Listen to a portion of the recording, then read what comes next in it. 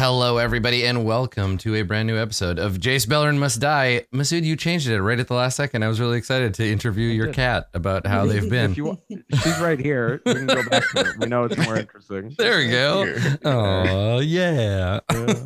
Hi, everybody. Welcome. TK, welcome back. I'm sure you will appreciate the well-kept and detailed notes that everyone left for you between episodes. They're very good. They're very good. Once I get a moment, I would like to read you the first sentence and sentence fragment from these notes.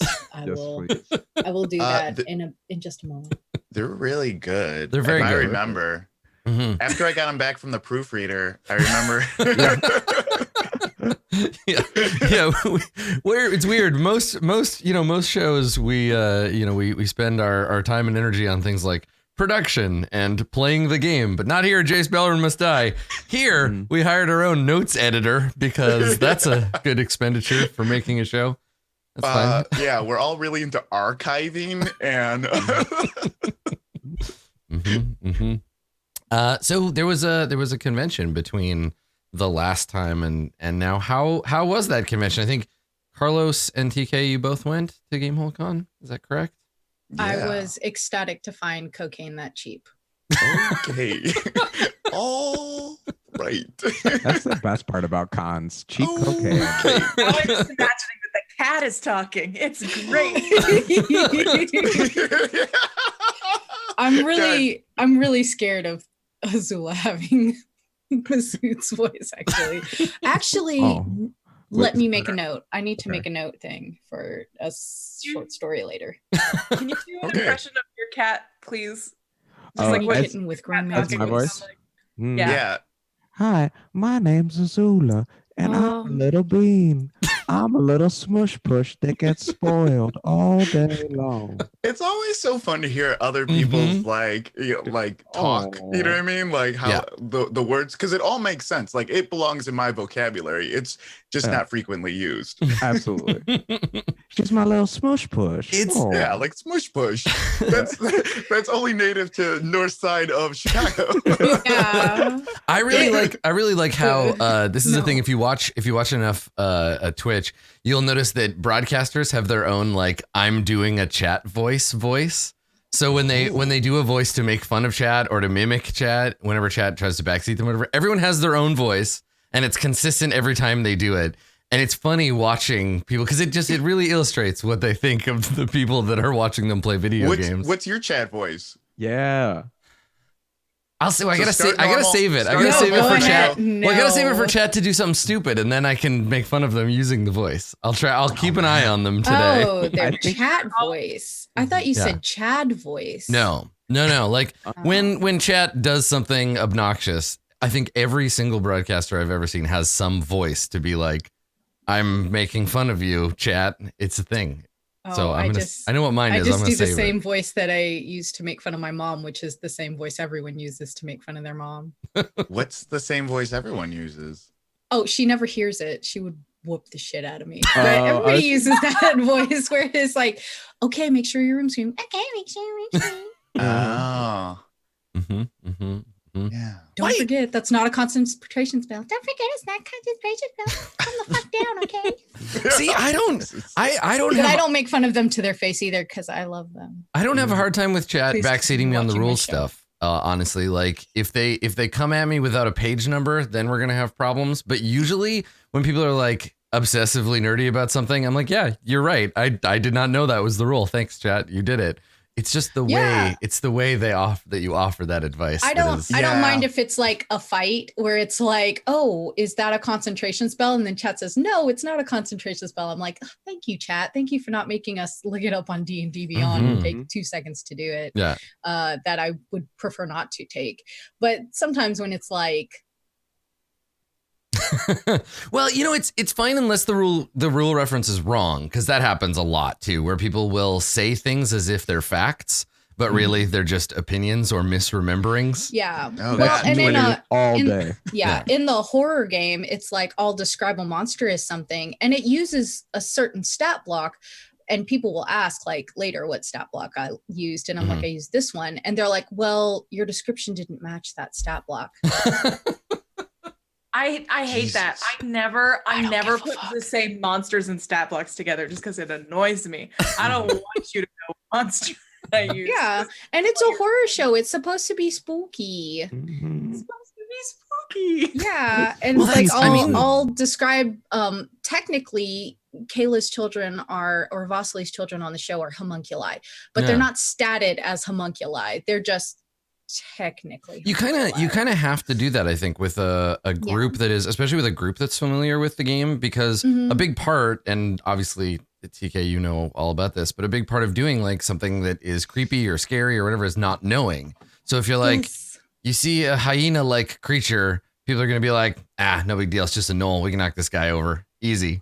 Because you can't help it, right? Like if you've read the monster manual, you know, like your brain immediately goes to solve that problem. And so it can be tricky to maintain an atmosphere of scary when you're like, yeah, it's a skeleton. It's got like 10 hit points. I'm not scared of that thing. Spooky. Yeah. So I hear that. I think it's cool too. Like being able to surprise people, to be like, yeah, it looks like a ghoul, but I've made some adjustments. That's why I specifically use monsters from older editions. So I'll be like, fucking look this one up. So do you, when you do that, when you're making like an adventure or whatever, and you use monsters from some other source, do you usually just tweak an existing monster, like adjust their hit dice or their damage or whatever, or do you like build stuff from scratch? It really depends. Like when I've used the boneless or the backwards man, I've used both of those from early Ravenloft editions. Those are already available in some supplements that you can get on DM's Guild by David Jester. You should definitely pick those up. They're great. But for the gruesome lurker, I used that from the 4th edition psionic monsters, and I created a brand new stat block for that one. Cool. Yeah.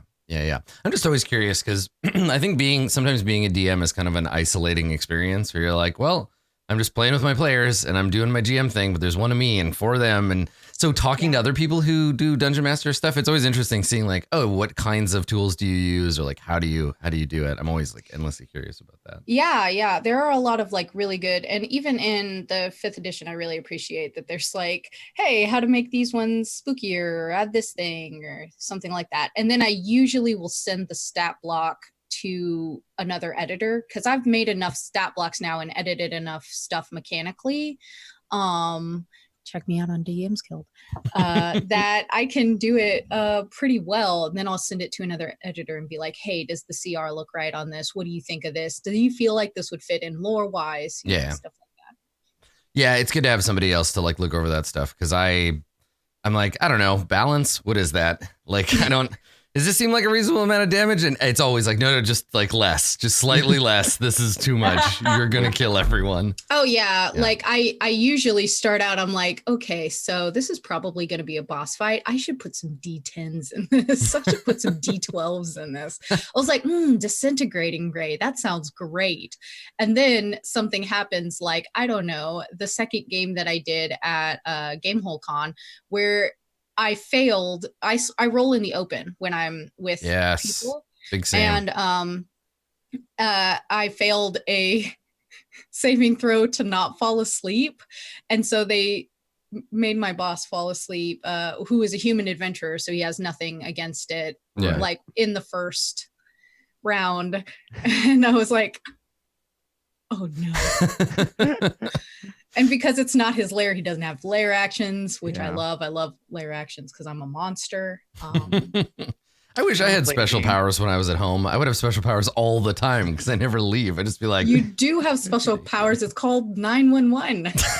Oh, Jesus. Do you think a robber breaking into your house is going to call the police? No. One time, I will say this. That's One your time lair I action. was. You live in Canada. One time I was, you think that. One time I was with some friends and we were walking home from a movie and we were walking through a park and there was this like drunk guy and he was following us on his bike, just like yelling shit, trying to start stuff. And so my friend was like, I'm just gonna call the cops. Like, I don't want to confront this guy or whatever. So he calls him, he calls the cops in and he's like, yeah, there's this guy and he's like following us and he's making me real uncomfortable. And the cops are like, cool, what's your address? And we're like, we're in the park. We're like on our way to this. And they're like, yeah, we just really can't do anything unless you can give us an address. And we were like, That's cool. We'll just get stabbed. It's fine. Thanks for your help. Like, don't worry about it. Fake. Thank you. Yeah, it's like, cool, guys. That's, I guess, unless we, you know, I'm going to walk into that 7-Eleven over there. Then you can come and rescue us, or no? All right, great. Okay, well, that's fine.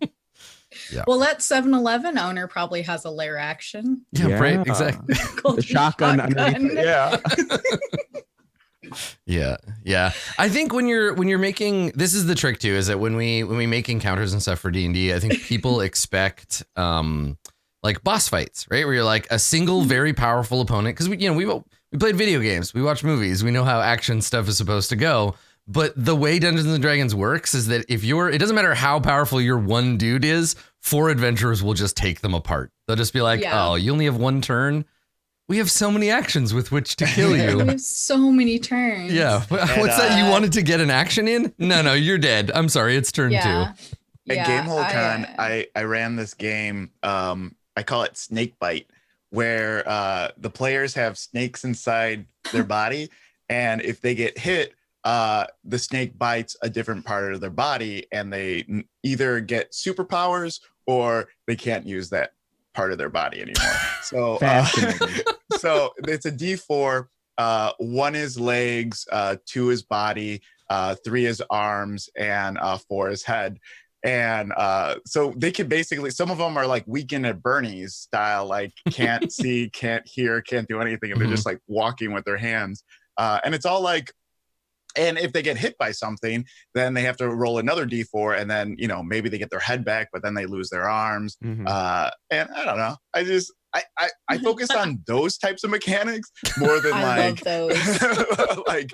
like trying to figure out the perfect monster or something like that. Because like you do something like that, and like a ladder becomes a challenge, right? I love that. How do I get the party up a ladder? Yeah.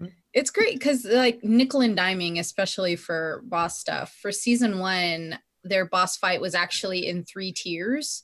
Where one of their guest players turned on them, the second guest player turned on them, so they had to fight them, and then they had to try and redirect all of these ghouls and stuff that were attacking everybody, and then the boss fight was at the end. The best part about having mobs of ghouls, especially against a bunch of spellcasters, is that spellcasters love AoE spells, and they don't have a lot of them. They run out real fast, and so when the boss monster shows up, they don't have any spells. Yeah, and that, I think you're right. I think that's the thing, is that if you let your players come up against the adversary fully rested and ready to go, that person is toast. Like they are just going to get annihilated. It's like, well, we'll use all of our once per long rest abilities. Yeah, you really have to wear them down slowly. But the problem is players are smart, so they notice that, where they're like, cool, we're gonna not go and confront the boss yet. We all need to take a brief nap. We're just gonna the boss came to them. Yeah, exactly. I like a lot of my easiest times when figuring out boss fights is I do genuinely treat it like that video game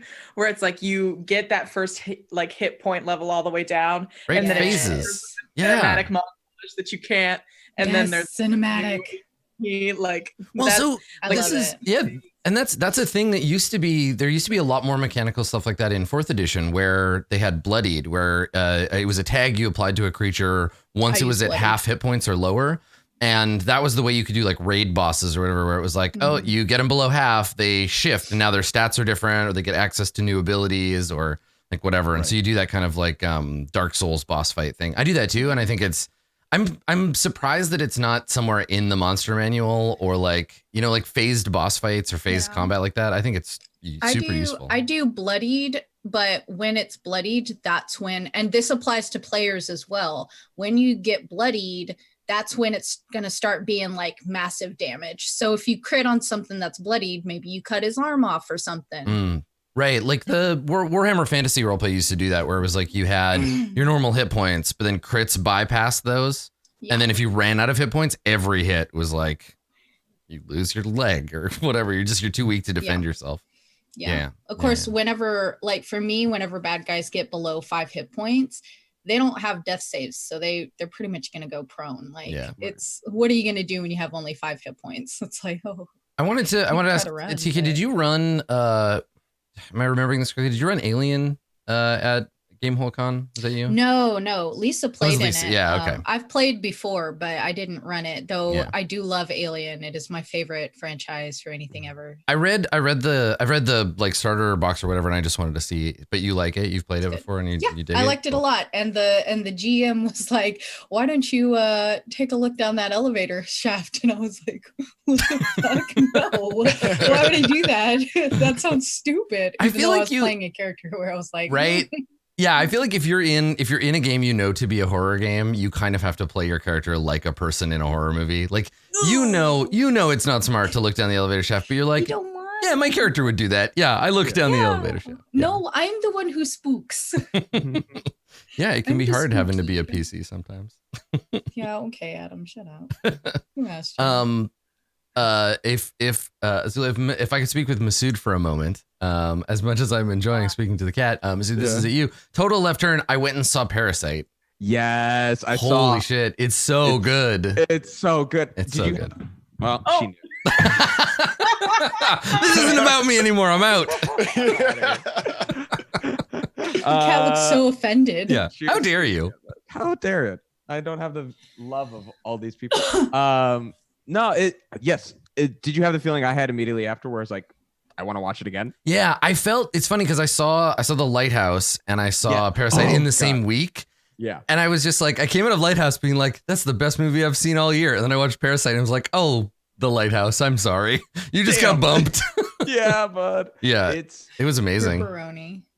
I don't, this won't give anything away, but the moment when the son walks into the mansion and you see his reaction to everything before you see it was just like, such beautiful cinematography. I just really loved it. Yeah, it's a very good movie. It was given that I think the last movie of his that I saw was The Host, I expected it based on the name to be quite different, and then I was like, oh no, this is a lot more like it's weird, but it's like slice of life weird. It was so good. Have you seen Shoplifters?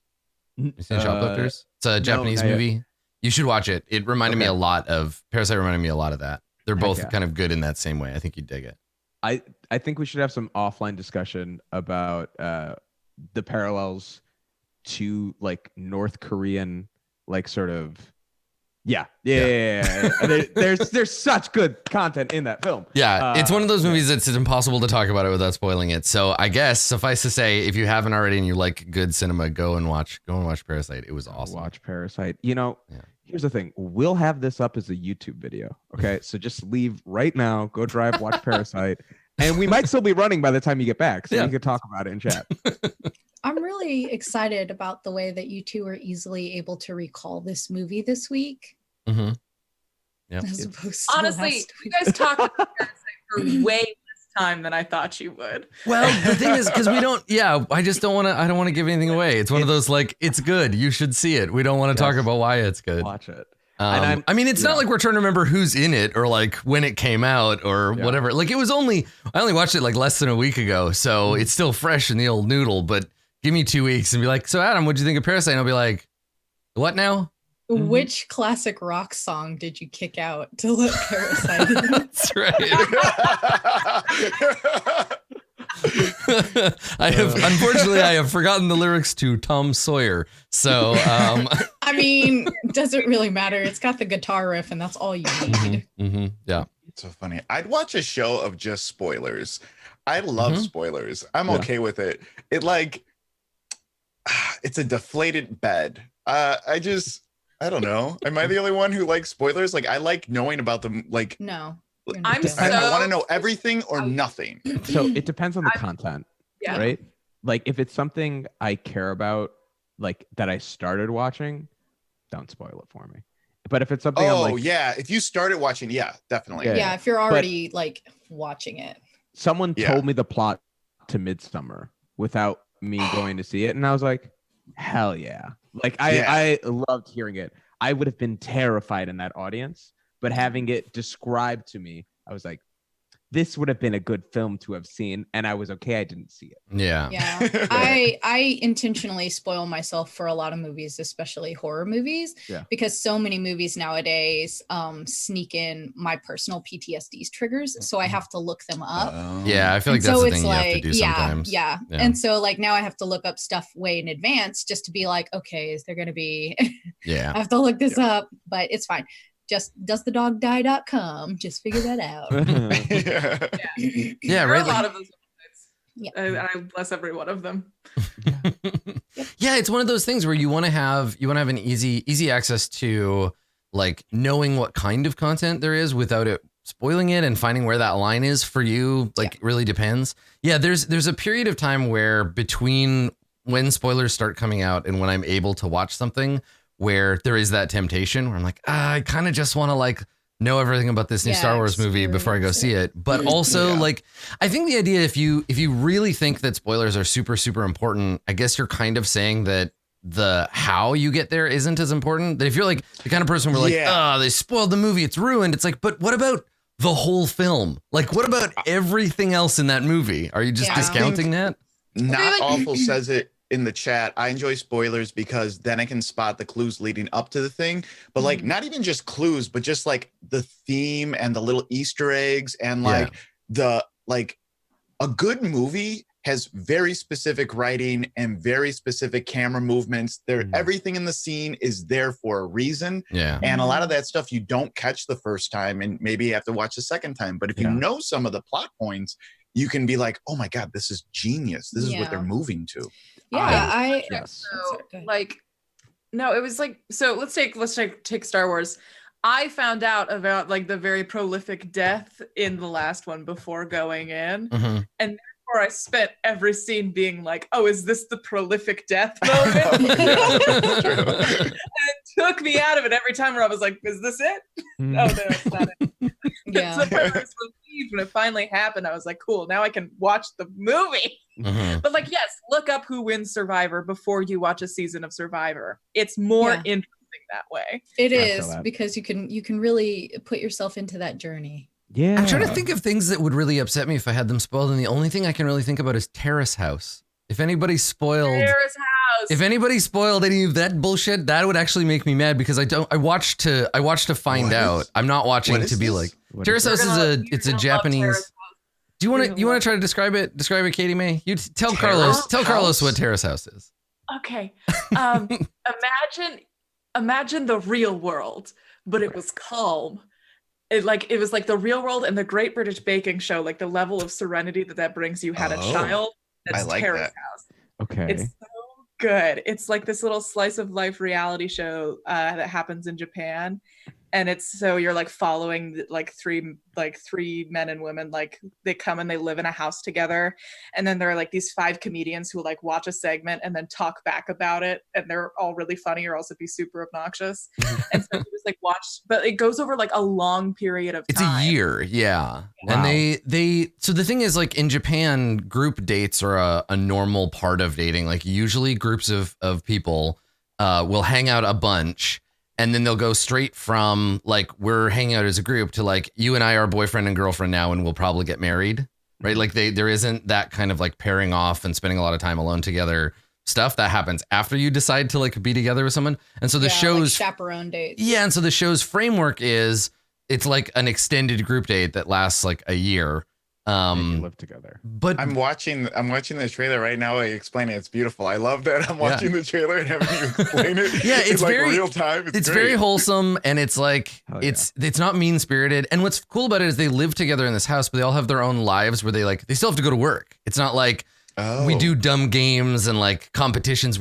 It's just they live here and they live together and they like make food and hang out, but they all have jobs and they go and do things. Do they make them get jobs? No, but they pick one where they're in Hawaii. Yeah, they pick people who usually they're like fashion designers or models or like skateboarders, or like they pick people who have. It's not like, though I think the last season they had a bunch of people that just had like worked in fast food or went to university, or so it wasn't like it's not all like that. But yeah, it's really interesting. It's a really interesting show, and for me, the reason why spoilers would wreck that show would be is I watched to find out like the chemistry of the people. If somebody was like, oh, these two characters end up together, I'd be like, oh man, now all the like fake outs and stuff don't mean anything. And like, I know the reality of it, but it's a very wholesome show. Now I want to watch it. It's on Netflix. Yeah. I'm so slow to watch Terrace House because it's subtitled, and like subtitles have to be like in a very because I'm usually multitasking, and that's how my brain works. Terrace House, I feel like it's like therapy. We're almost like you're like everything else goes away. This is the only thing. The Terrace House. Yep. It's so good. Yeah. It brings to me the same peace that like dumb Hallmark Christmas movies do. I wonder, it's only a matter of time before someone makes like a 6-player LARP based on Terrace House. I'd play that. That'd be hilarious. I would play the shit out of that. The question is, how do you play a chaotic evil character in that environment?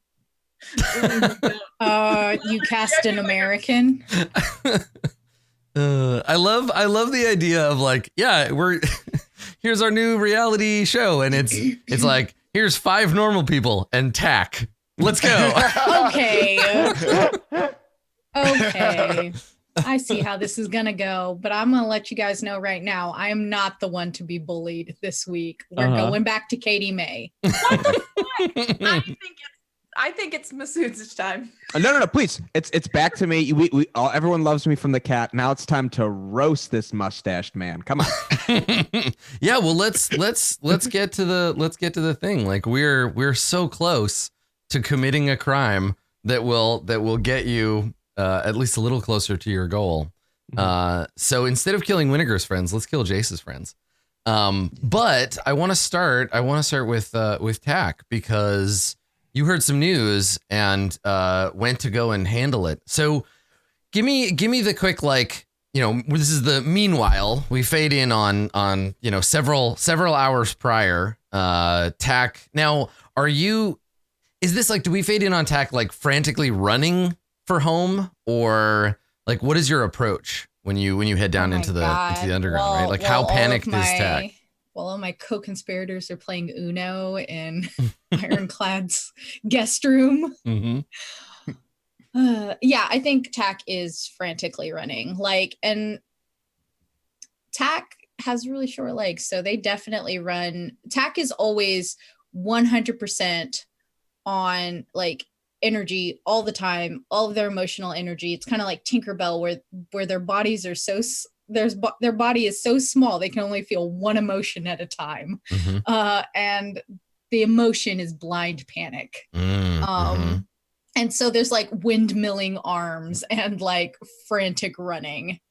Yeah, totally. So that was the thing, is I wanted to get what kind of like sort of the emotional cadence of the moment. So there's panic and you're running, you go through these kind of upper level service tunnels that give you access to the underground proper. And when you get down there, the scene is clearly one of like retributive police action, right? You see Azorius senators, you see the members of the Senate down here, you see arresters.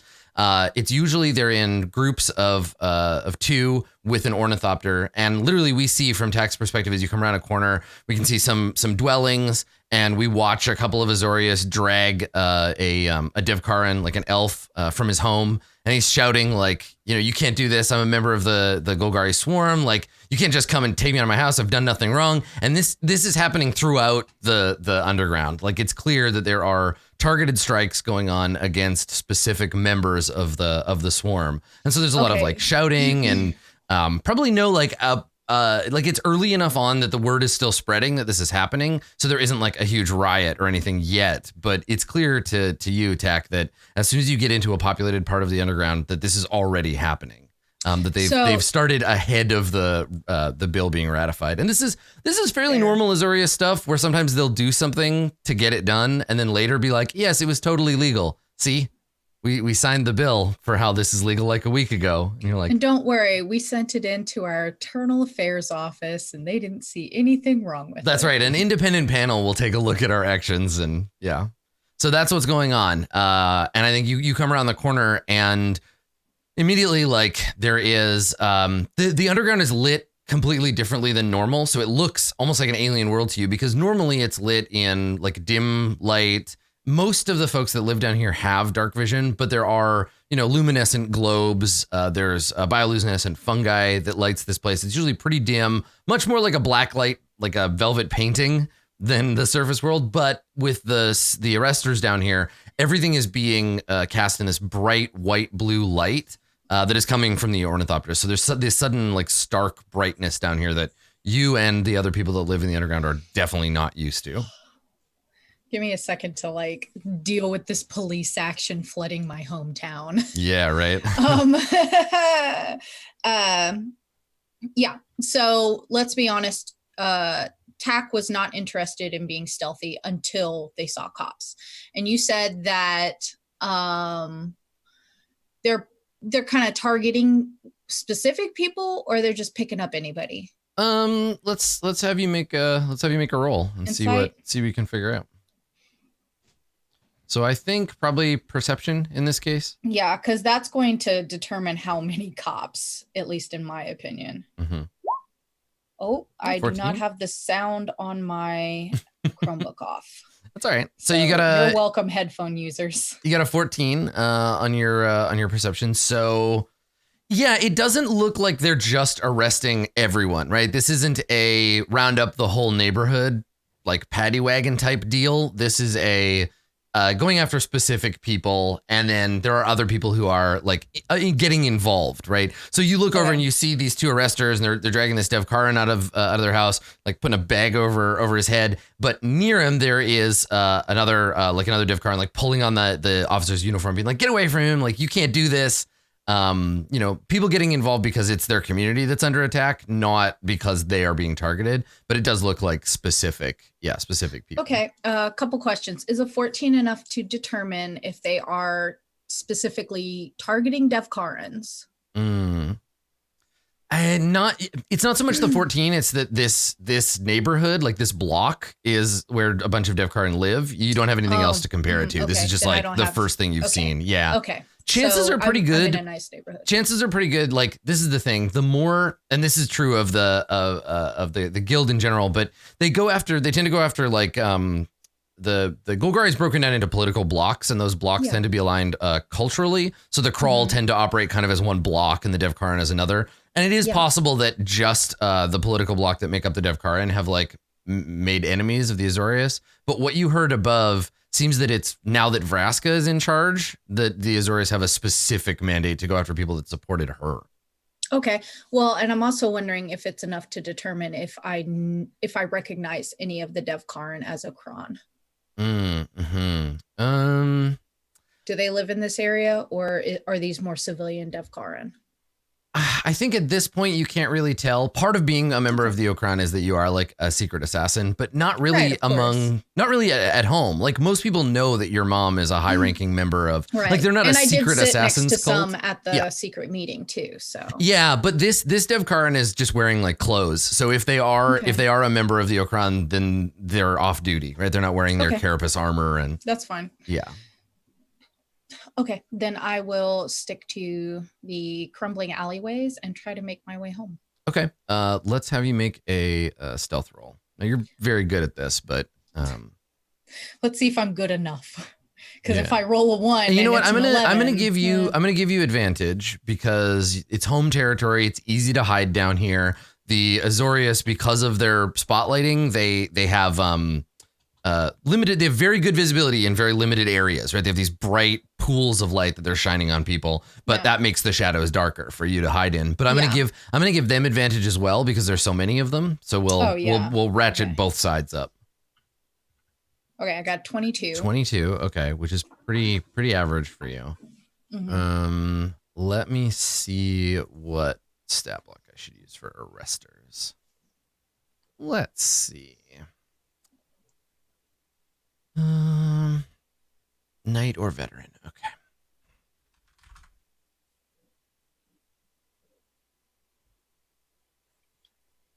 Okay, so perception is a +2. I'll give them advantage. Also, was that perception enough to see if this was like riot officers or? Yeah, that'll be another check. That's fine. Yeah, I'll check later.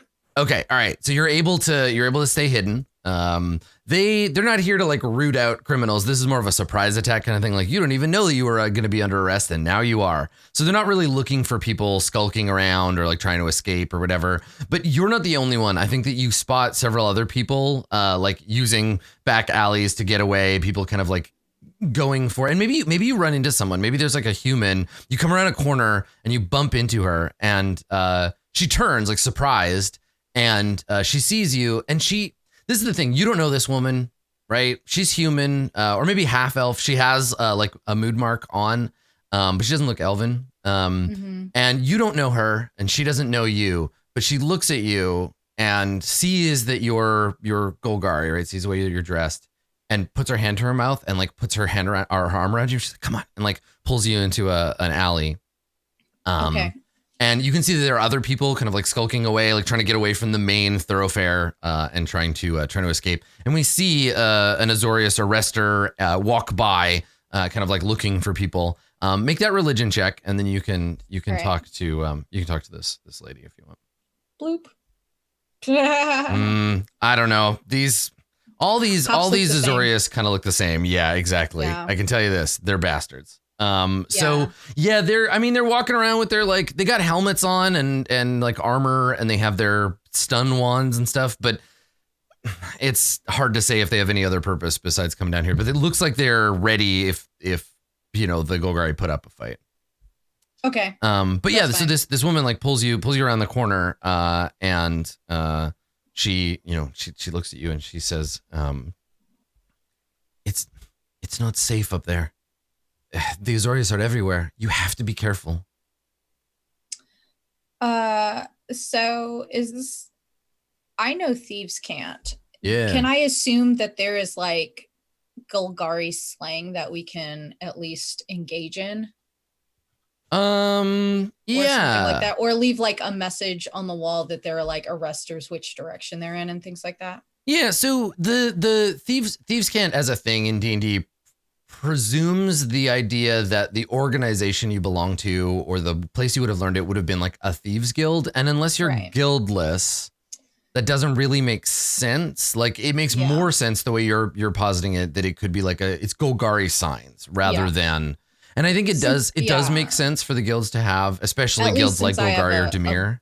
At least since I have a Golgari agent background. I think it's much more reasonable to assume that Thieves Can't is that for you, that it's more tied to your guild. Yeah, I think that's totally fine. That's fine.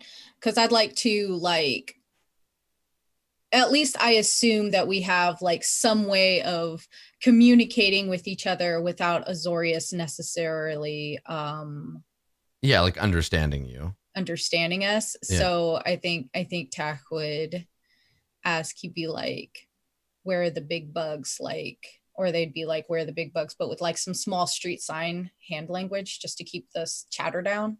Yeah. Quieter. Yeah. Okay. So when she sees you like switch into that combination, Hansen, and I guess so the Golgari, and without delving too deep into this, because this is a lore hole that I think we could probably fall very deeply into for the rest of the episode.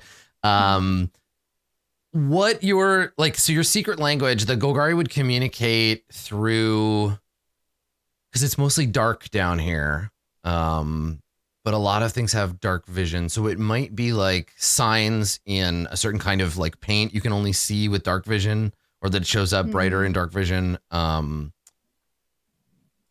I think it wouldn't so much be like, it might be like incorporating the crawl language a little bit. So like making like a clicking or a buzzing sound between words, changing the meaning of the word, right? Helping you like obfuscate the true meaning of it.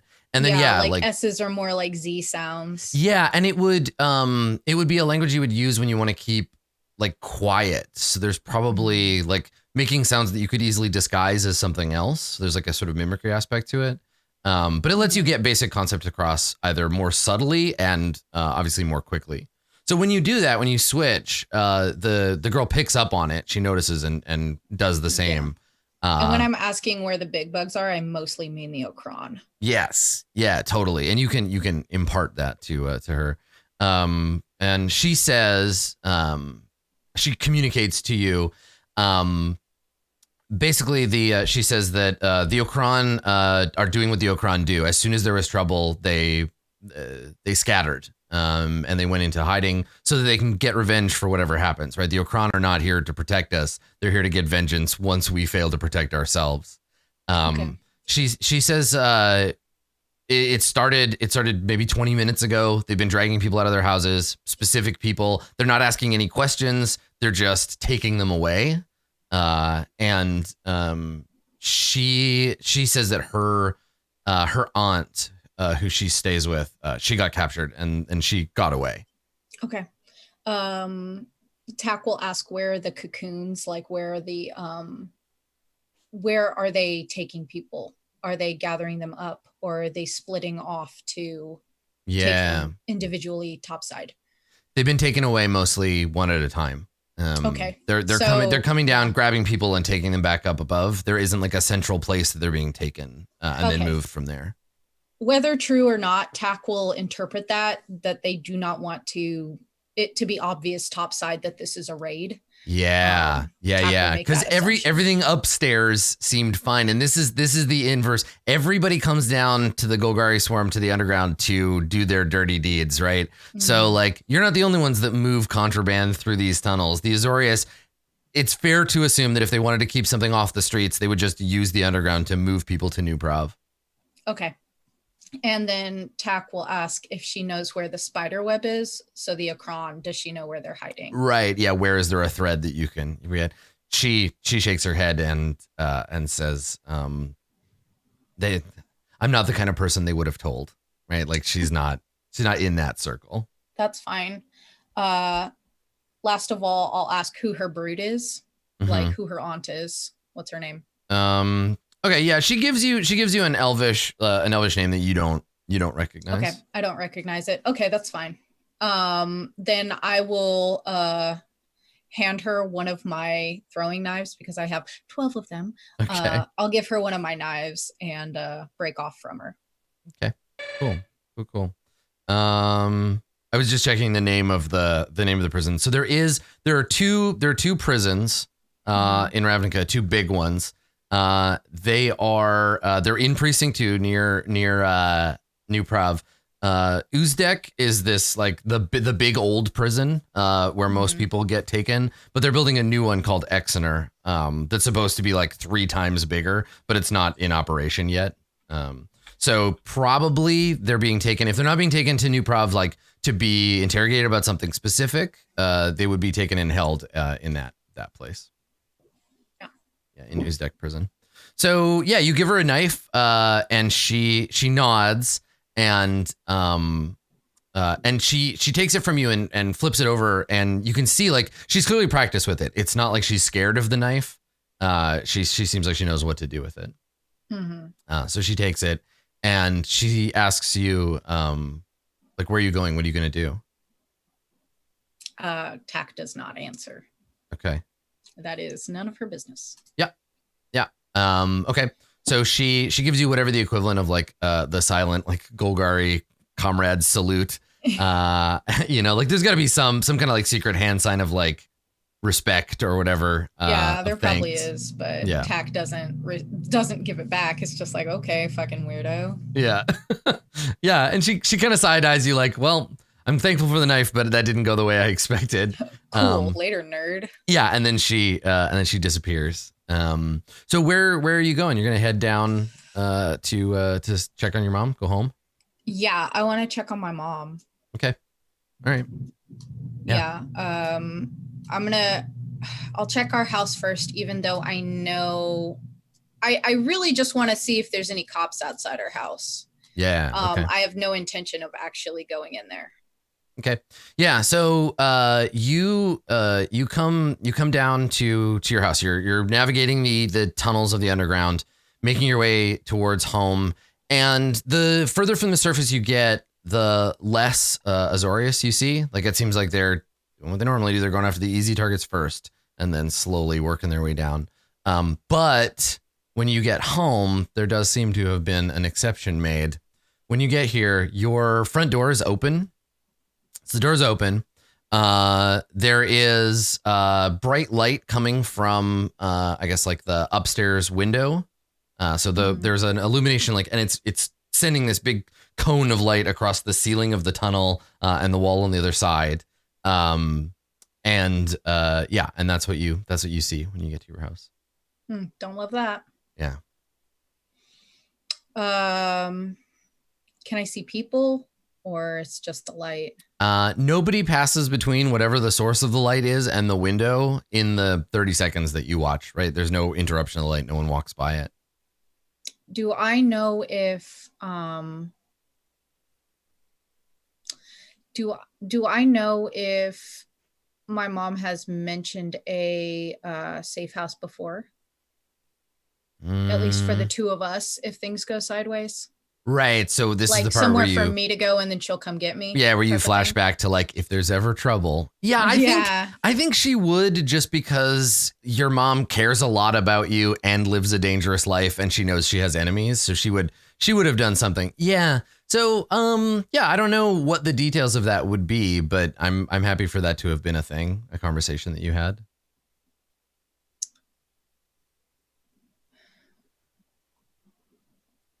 I think Tech's gonna go back topside until whatever they're doing right now is over, and then they'll go to the meeting place because their mom will go, so it'll be fine. Talking to that one lady in the tunnel, she said that Nevenka got that killing blow on Gerard, and that I think Tech knows enough about the Akron to know that that would make her at least a priority. Yeah, if this is a politically motivated thing, like if Gerard Von Savo had friends in the Azorius, and this is a like, so if you're listening to this, I'm dead, you got to go and bust Vraska and her allies, right? If that's the case, then yeah, your mom would be would be a pretty big target. Well, not a priority to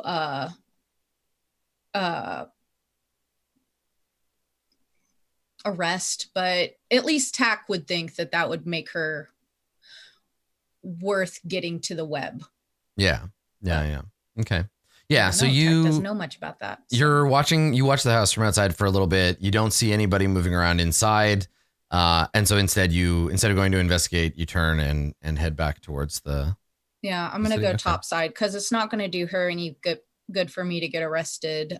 Even if I'm not arrested for this, arrested for one of my many topside crimes. Yeah.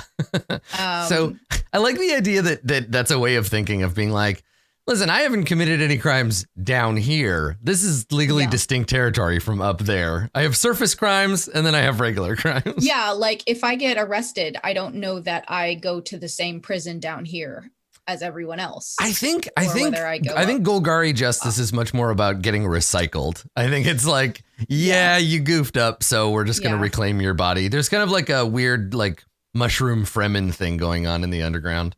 But so you slip away, right? You turn away and head out. Yeah. And on your way back to the surface, there is a point at which the secret tunnels that you're using, or the sort of back roads that you're using, come close enough to whatever the Golgari would consider like a highway, a main thoroughfare where the like larger zombies would drag like big piles of stuff to be reclaimed. Like it's a big highway that leads to a major juncture that leads upstairs. But you notice even adjacent to it, echoing off the walls, you hear like shouting. You hear like an obvious sound of an angry crowd. There's a lot of shouting. And then every once in a while every few seconds, you hear the clearly amplified by magic voice of, and it's not even the voice of a particular arrestor. It's this voice, this magically generated voice that the Azorius use when they're trying to be like the boss of shit. So it's this sort Don't resist. Yeah. We are here for your safety. It's this loud, multi-tonal, authoritarian generated artificial voice. And it's very much doing that. It's like, do not interrupt. This is official Azorius Guild business. Please stand aside, make way. And like it repeats this voice a few times. But everybody's like yelling and shouting. And you can hear this in an adjacent tunnel. I will investigate stealthily. Yeah, you want to go and take a look? Okay. Well, we'll keep that 22. We'll let that ride. So you sneak up, and I think that probably the tunnel that you're in goes above this. So you peer over a kind of natural balcony down onto, like I said, essentially a highway, and it's crowded. It's full of people. There's probably 1,000 people down there, and they are lagging slightly behind and as close to a group of a dozen Azorius arresters. And these arresters are accompanied by a couple of ornithopters. The ornithopters are emitting that the voice of the law sound, and the arresters have in the center of them. She has a bag over her head, and she has her hands manacled in front of her. And she's being like, she's got a chain leading to one of the arresters, and they're basically walking her through this main thoroughfare.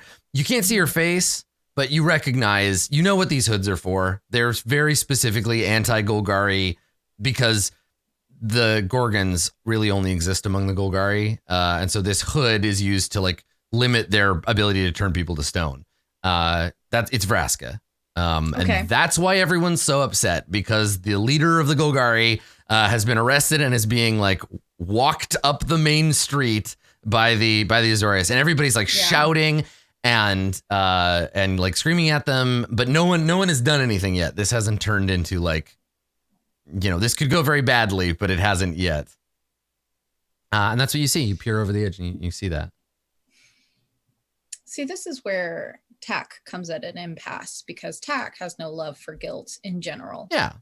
If Vraska is already kidnapped, the chances of them further arresting people or hunting down the Akron or anything like that lessens, and the Akron can just come in and bust Vraska out of prison or get revenge if she's executed or something. Right. Like that. The arrest of the leader of the guild is either the beginning or the end of a pogrom, right? It's either like, we got the person we were looking for and everybody already, or it's like, we have your leader, now we got to root out the rest of you. Right. And that's what's going on through Tak's head, is like thinking about that. On the other hand, like they have to think about like, what would their mom want them to do in this type of situation? Does allowing Vraska to be taken right now put their mom in further harm? Yeah. Their mom is the only person in the world they care about, and is the only person who sort of like penetrates that neutral evil umbrella. Yeah. I mean, this situation would obviously be very different if it was your mom being walked down the street by the Azorius. But this is instead someone who is obviously important enough politically to your mom that she helped her take control of the guild, but now she's being arrested. Yeah, exactly. She's a person who at least represents our future fortune. I know that these arrests are off the book. I don't know that she'll make it to prison. Yeah.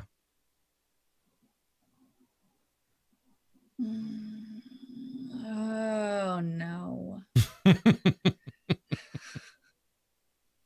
Fair. Oh, God, this is the fucking worst. This is such garbage. I hate this. Let me scroll up real quick in the notes. Let me just check something. Let me get some reference on how I might feel about this. That's totally reasonable. Oh God, I hate this. Luckily for everyone present, I gave my Molotov kits to Torgor. Yeah, because I think looking at this and like thinking about like what you could actually accomplish, the chances of you being able to heroically save Vraska from the Azorius are next to none. Low. The best you could do is make this situation more volatile, right? You could push it. You see a situation teetering on the edge, and you could probably, with a little application of chaos, shove it over the edge and turn this into a riot. But that wouldn't necessarily make anything any better. Yeah, I don't know that a riot would make it a better outcome. Yeah, I mean, I feel like if Tak were just make it more dangerous. If Tak were chaotic evil, it'd be no question, right? Yeah, it would just be absolutely. Like, yes, this is a part where you can create chaos for maybe your own benefit or amusement, but this is just gonna make a bad situation worse. Yeah, Because if Tak were chaotic evil, they would have no trouble throwing a knife into the crowd. Yeah, right. Incite a riot. Because it'd be awesome. This is right for a riot. Yeah. But Tak isn't chaotic evil. Right. And Tak and that a riot wouldn't wouldn't benefit you. It wouldn't benefit you personally. It doesn't benefit me. No. And I think Tak will move away from the edge and continue back topside. Okay. Cool. Yeah. So you you slip away and head back to the surface. So we cut to Tak emerging from an alley, some secret entrance into the underground. And where did you go? Where do you want to surface when you leave the underground?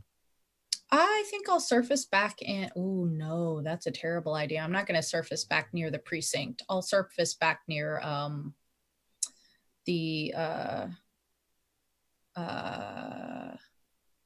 surface back near the host in the shell. Yeah, you want to go back to base? Okay. Yeah, because I don't want to be seen as a Golgari popping out in Azorius territory right now. Right, because you know that above ground they would be an order like, keep an eye out because we just went down and kicked the hornet's nest, so there's going to be bugs coming out of the holes. Yeah, exactly. Also, only we can refer to ourselves as bugs, so. Yeah, fair. Right. Yeah, that's funny that you'd think that would be the kind of thing that would be included in the setting, is just like derogatory terms that the guilds use for each other. Like bad nicknames. Yeah, like only Rakdos can call themselves clowns. Yeah, right. Like that's the thing, because there would be, because in-group language like that is huge in creating and enforcing culture. So you'd think that there would be, especially in a city that takes over an entire planet. Yeah, right. And that's the key. It's not like gender or race. It's guild that defines one Ravnican against another. And so yeah, there would be. And Ravnica has been around long enough. You'd think that they would develop their own like specific languages, right? Like. You'd think that Dimir would be a language and Gruul would be a language and whatever. Because like the guilds have been around for 10,000 years. So. Oh, sorry, not to cut you off. I totally had an idea. Cut me off. When you were like a couple episodes back, you talked about how a lot of these guilds have like rings or some way of showing other guilds that they're a part of badges and stuff. Yep. Mm-hmm. I thought it'd be so cool if Dimir rings were just the other guilds. But when you shook the hand of another Dimir agent, it like electric or like there was some kind of like only feel it when you're touching another Dimir. Totally, yeah. Because their whole thing now is like, we exist, and they're like an open secret. They're like, yeah, we exist and we do secret stuff, but most of our members are in other guilds, and you'll never know who they are. Like it's like a thing everyone knows. Yeah. I also feel like if you don't like somebody in your guild, you just accuse them of being a Dimir and then see what happens. Like, they're a witch. Yeah, exactly. I mean, Dimir. Susan's a member of House Dimir, and she's like, "This is because I ate your yogurt, isn't it?" And you're like, Susan. How'd you know it was my yogurt, Susan? That's a pretty Dimir thing to have info on. Exactly. Did you I didn't put my name on it, steal that Susan. yogurt out of the fridge, Susan? You filthy Dimir. What are filthy Demirs like? What do they exist as? You know? Wow. Katie, what slur should we avoid? Derogatory term for Dimir. Yeah, Katie May, what would you like to be called? Yeah. You filthy Dimir. Yeah. Works. Scared. Yeah. Why would I give you something to further bully me? No. Well, we also what talked do you about want to be called?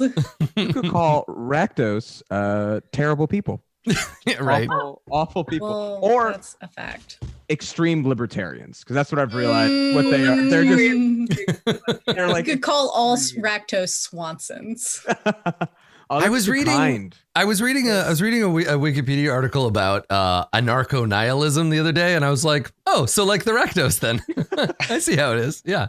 It's like basically acknowledging that everything is fucked and the only solution is to just continue fucking it, I guess. So let's just light everything on fire and have a great time. The end. Yeah, they're just ICP, right? It's pretty just much. insane Yeah. Hey, exactly. Yeah. they are not that bad, guys. All right, they just drink Fago and maybe like traffic drugs. Maybe You don't that, know. yeah. Maybe. And they don't know how magnets work, which is weird. That's also because true they of seem pretty Ravnica. simple. Yeah, the Rakdos also don't understand magnets. Yeah. You know, to be honest, I don't understand. You know, let's be magnets either. real. So like, I'm not gonna even laugh at that joke, because if someone in the chat would be like, Carlos, how do magnets work? I'd be like, I don't know. You tell them it's a miracle, Carlos. That's the appropriate response to when someone is making fun of the Insane Clown Posse and their magnet abilities. You can just be like, yeah, do you know how magnets work? Please explain it to me. Yeah. Tell me what the difference between a magnet and gravity is right now. Can you do it? I don't know. Science. So, Tack, you head back to the host in the shell. It's back in precinct 6, and what time? It's midday, right? Or like because the Torgor, Rode, and Winnegar went to the house after our illustrious Senator Ironclad left, right? So he's at work, and it's like afternoon, and you're hanging out in his house. Okay. Nice. He never showed up. Yeah. It's the door. We don't know where. So there's like a late lunch crowd at the host in the shell, and the host has been here for a while. So like we said before, it's building up quite a nice clientele, and it's become a fairly popular place. So there's like a lineup outside of people, mostly I think Simic scientists on their like lunch break, and they're all lined up outside. Pass all of those people. Yeah. Yeah, so they all kind of like look at you, and I think some woman who's like part snail, she's like, "Excuse me, there's a lineup. The line starts back. Excuse me." And you just like walk right by. Sure, Jan. Okay. She's got the let me see your manager haircut, but she has eye stalks, so her eyes come out of the top of the haircut. It's really the that best. actually reminds me of one of the funniest exchanges I ever heard in a line, where these two people got into a heated debate, and I got to hear a big angry man exclaim, "I didn't know it was a line system. I thought it was a ticketing system." Did he have a ticket? He had a ticket. But like, Oh. apparently they weren't using tickets, and they were in a line because someone gave up on pure chaos, I guess. Yeah, poor thing. Yeah, whatever. That's not his fault. He had a ticket. If he Fucking- didn't have a ticket, I'd be like, what the fuck? But also, Someone don't yell wanted at people. He wanted lunch meat. There's a reason to yell in this life, and lunch meat is not one of Someone called him Boomer that morning. It was very hard for him. No, Masood, Boomer. that's enough. Everybody knows you don't use the hard R. Sorry. Okay, Boomy. Even if you don't, then you sound like an Australian. Okay, boomer. Okay, boomer. It makes it sound very like exciting. It's like, okay, That boomer. meme is very confusing to boomer? Australians. It's like, why is everyone talking about boomerangs? I'm so confused. Crikey. Worst Uh, ever heard. I'm sorry, Australia. I'm sorry. I'm not a pretty sorry. good You knew what I you thought did, that was a Australia. good accent. I was about to say that's a good accent. I thought that was It's an okay. on. It's an okay Crocodile Dundee accent. It's an Yeah. okay The Simpsons episode that's set in Australia accent. It's Oh, not a yeah. good Australian accent. I would have called it a Snap, I whistle whistle. love bubblegum Get outta here. crisis. Stop. Just a little kick in the bum. All right. So you get back. There's a big line. You, of course, skip the line. Go right Obviously. inside. Oh, wait. And Okay. it's busy inside too. There are people at the tables. There are people ordering pastries to go up at the counter. There's lots of maids. It looks like the place has hired some new people you don't recognize. And nobody even like really notices you come in because you're Nice. sneaky and you're acting like you own the place. So Yeah. Plus, I'm definitely taking like a croissant or something off someone's table. yoink. Thank you. Yeah. Okay. So again, Going back somebody's to like, my I regular room." wasn't done with. Can I get a box or no? Okay. Let's walk off with Oh, you're half of their senator. croissant. Yeah. Okay. Call 911. Slip on some sunglasses and moonwalk into the karaoke. I feel like you're not gonna walk backwards. You're gonna slip on your sunglasses and then push off and ride your Heelys out of the scene. Like just I came coast. So Do I a came kickflip very on my close. scooter. This weekend. I came very close. I was bored in the hotel room, and I remember meeting Bebo at Big Bad Con, and they had Heelys, Mhm. and they're like, "Get some Heelys." And I thought that was Carlos. so cool.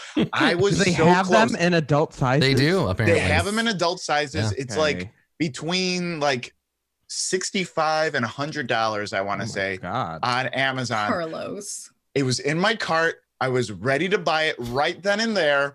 And then I was like, how do Heelys work? And I YouTubed grown man Heelys.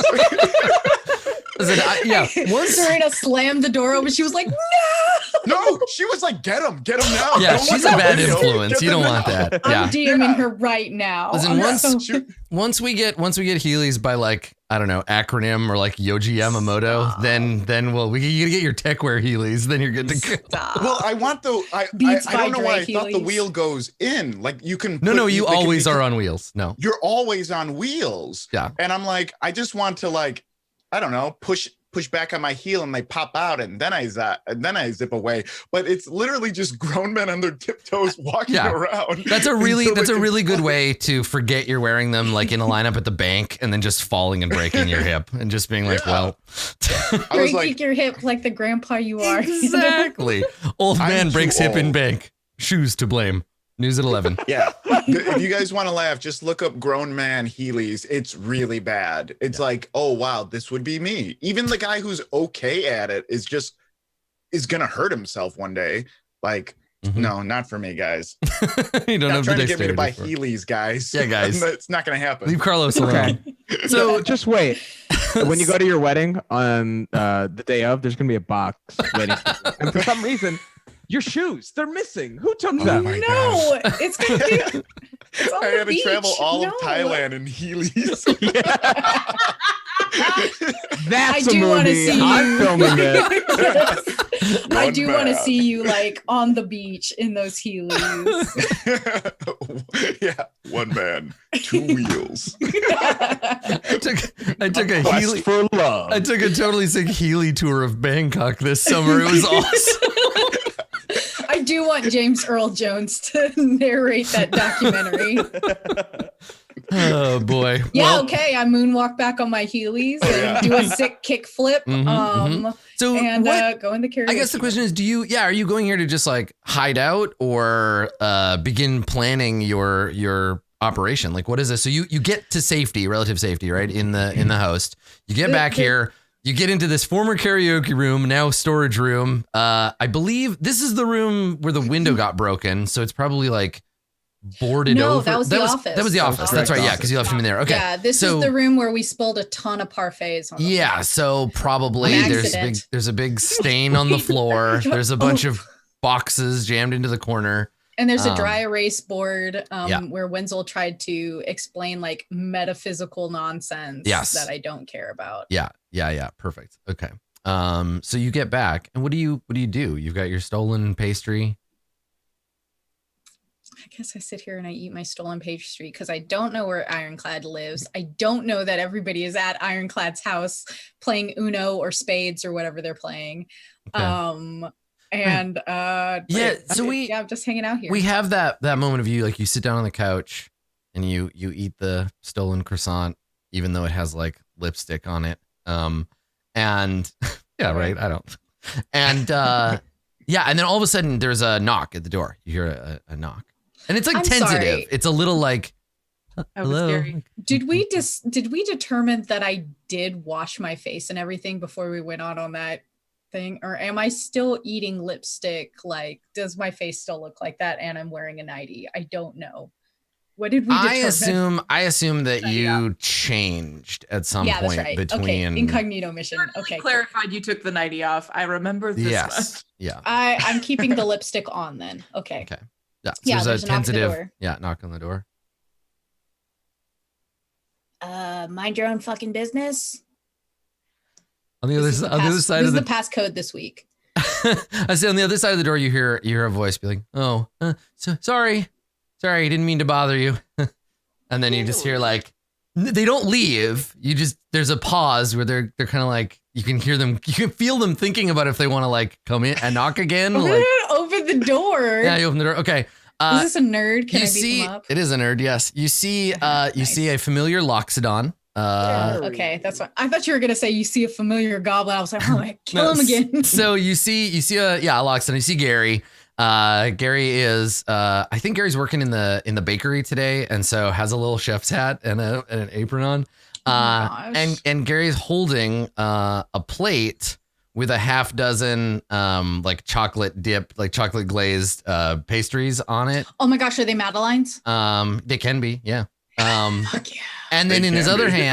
hand, he's got a carafe, like a silver. It's like beading with like condensation, and then tucked under one arm, he has like some glasses, and he's kind of like holding it, and he clearly knocked on the door of this trunk, and he's like trying to hold all this stuff, and he's just like, I saw you come in and you look kind of sad. I thought,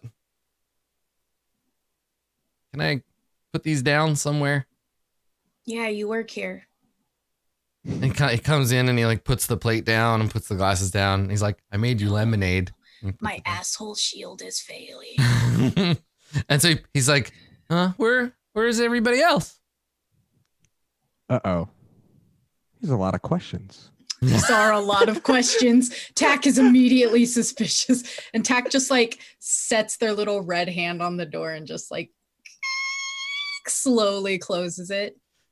And is this a close it behind Gary or a like close it in Gary's face to try to? Okay, yeah. I don't know. They're probably at work. And he nods and he says, Like squints their little eyes. "Oh, yeah, I guess that makes sense. I don't know why, but I thought all y'all worked here, but I guess I've never seen y'all do any work except Winnegar. Winnegar worked the counter with me one time. That was all right. Well, there's enough for everybody. I saw you come in and you look so down. Are you doing okay?" Yeah, I'm fine. How are you doing? Oh, I'm sorry. I must have misread you. So sometimes I do that. There's like a loud click of the lock. Yeah, he doesn't notice.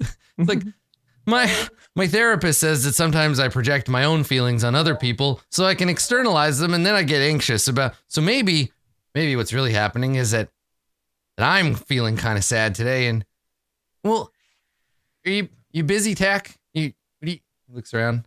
You're probably busy. I'm sorry. I should get out of here. No. Tell me everything. Who is this Tack? This Tack is a person who's like, is this a spy and do I have to kill them? Maybe they'll slip up.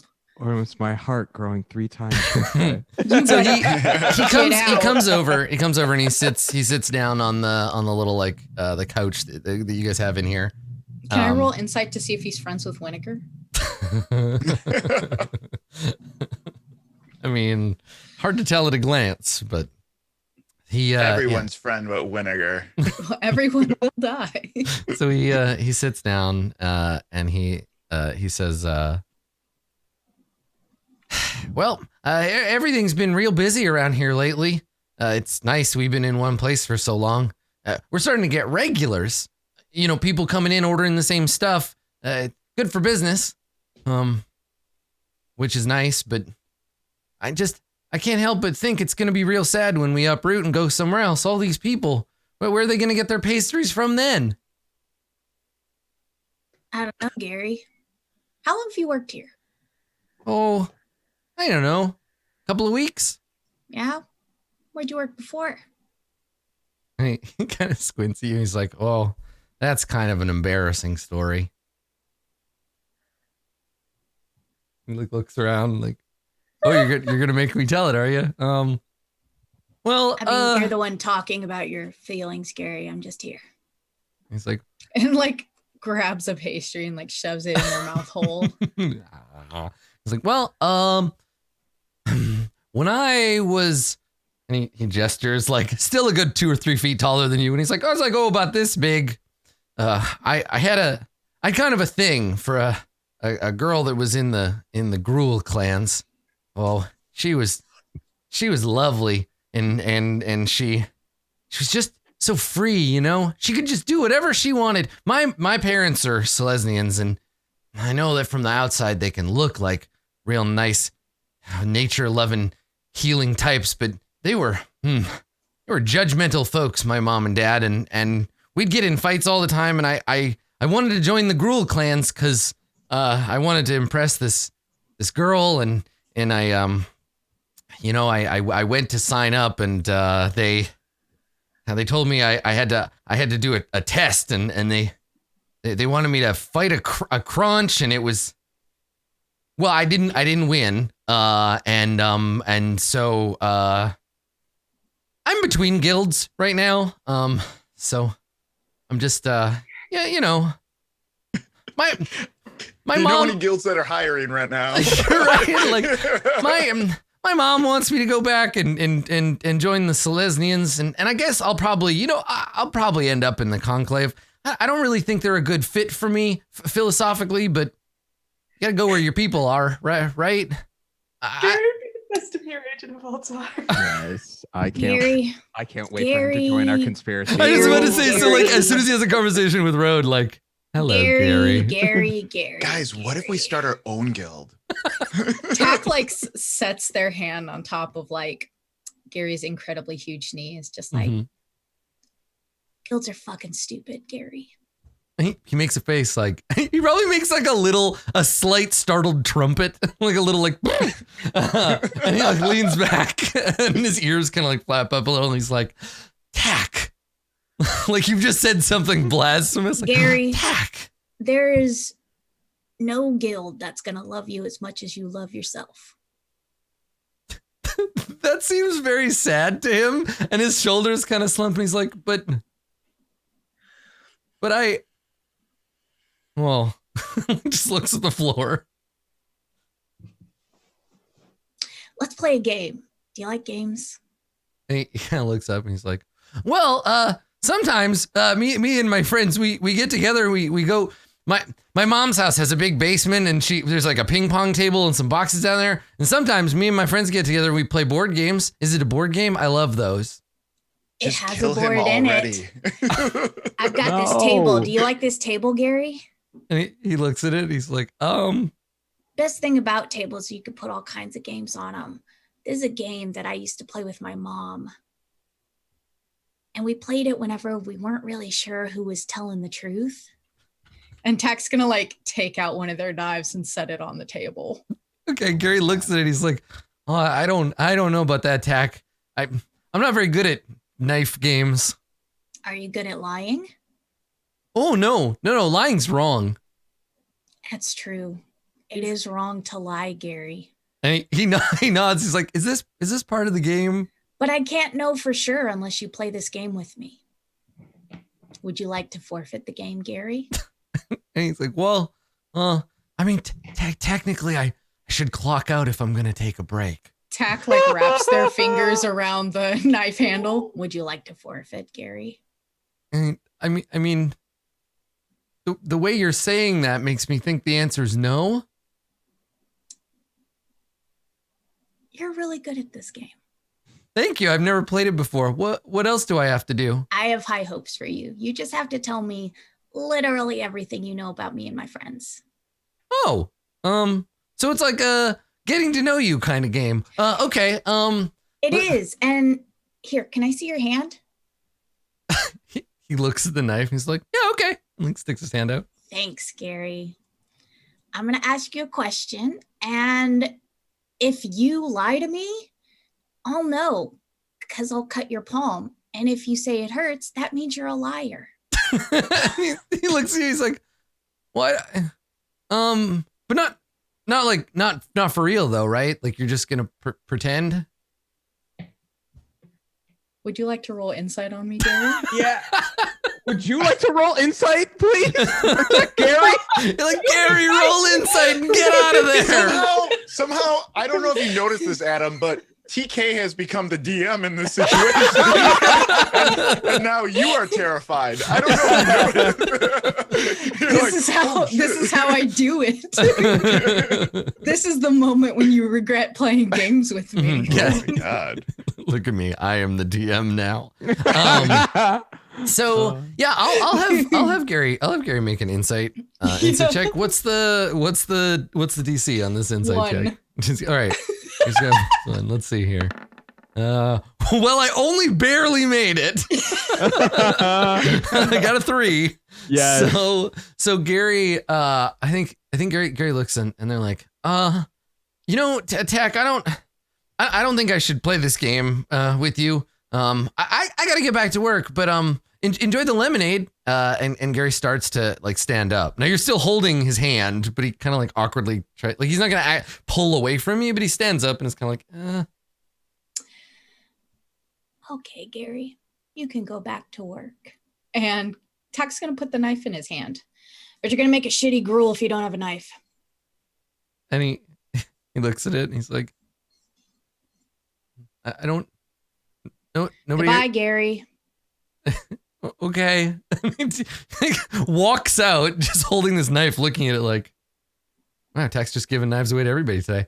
I have 12. Please. Knives for I have everyone. so many. You get a knife. But the thing is, for a what the people you're giving these knives to don't realize is that while they seem like they're a gift, they're actually all controlled by one master knife, which you control. And if you ever die, that knife will take on your essence. Am I giving away hot knives or am I giving away Horcruxes? Yeah, right. Exactly. That's the true question. Yeah. Yeah.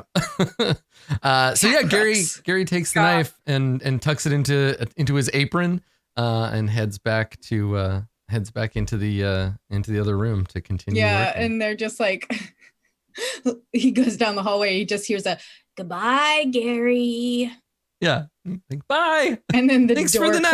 closes and locks. Excellent. Okay, cool. Now I get all the pastries. Yes, and you have an entire thing of lemonade and an entire pile of pastries for you to eat.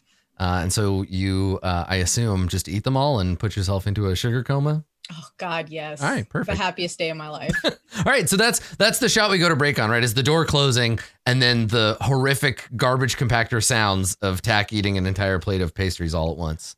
Will you stop reading my live journal? Yeah, this is loud grinding sound.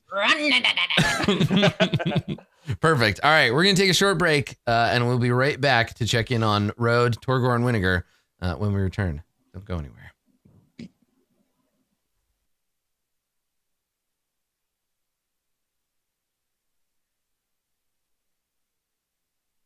Magic is in the air, and Ravnica's streets are rife with conflict as the guilds vie for power.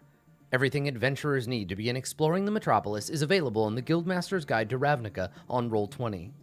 The official conversion includes background options for each of the 10 guilds, 8 races, and 2 subclasses, all integrated into the Roll20 Charactermancer.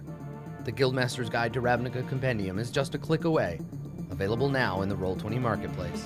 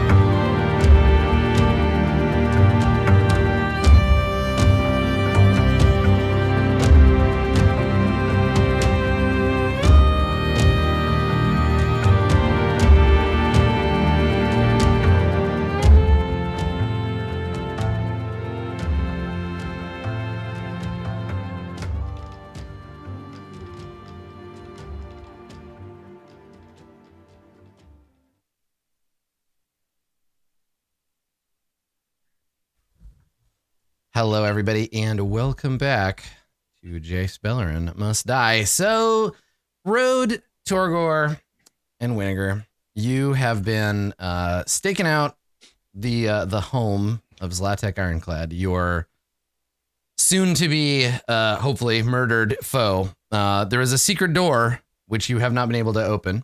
In his house. I know, right? You know it's really there and you don't know how to open it, and it's just so many suspicious things around it. Like... Yeah, right. I mean, like, Katie, may have been upset for the last week because I can't fucking think of a good way. Guys, just wait until Torgor comes in, rolls a nat 20 investigation, and just gets it. So what are the three of you doing when we come back? It's like mid-afternoon. You are in the home of Zlatek Ironclad. No one else is here. And they're like, I guess, so you had stuck around after your shift. So it's like maybe late afternoon. Yeah. You're waiting for him to come home, basically. From what I remember, what had happened was there was 3 hours left, or like 2 hours left. Yeah. Until he was set to arrive, or like until we were able to do our thing. And yeah, because I wanted enough time to do a short rest. Right. Get my key points back up. So I'm gonna do that real quick. Because I think that, like, if there wasn't a concrete way for us to safely get into that safe room, we can maybe try that. Yeah. So, but I think that we would have come back to our room we played Uno in and just Uno'd it out until Ironclad appeared, and then we have to wait for him to go to sleep. And there's a lot. One thing that I hate to bring this up and change the plan while we're already in the plan, but are we really, how do we all feel about like an interrogation before the killing? No. I just feel like some of us need experience points, so learning more about I just think it'd be a good experience to have if we did that. I thought for sure Winnegar was going to admit that he's never killed anyone. But nope. That is a subgenre of D&D live show humor that I think is so funny every time anyone does it, is the in-character declaration of the out-of-character mechanical thing. It just gets me every goddamn time. I love it. We're simple people. Well, Winnegar, I think that's great. But I also think we could maybe learn more about what's going on and get some knowledge that could benefit us and grow us as people. If we... It's so weird. The more I learn, the better at killing I become. It happens. I just finished reading Anna Karenina, and now I'm pretty sure I'm going to be better at murdering people. I think I can. It's weird. More. I don't know. No, but I don't know. What if you can make it silent, right, Road? Because then I got a way to get through that door, and I just like hold up the sledgehammer.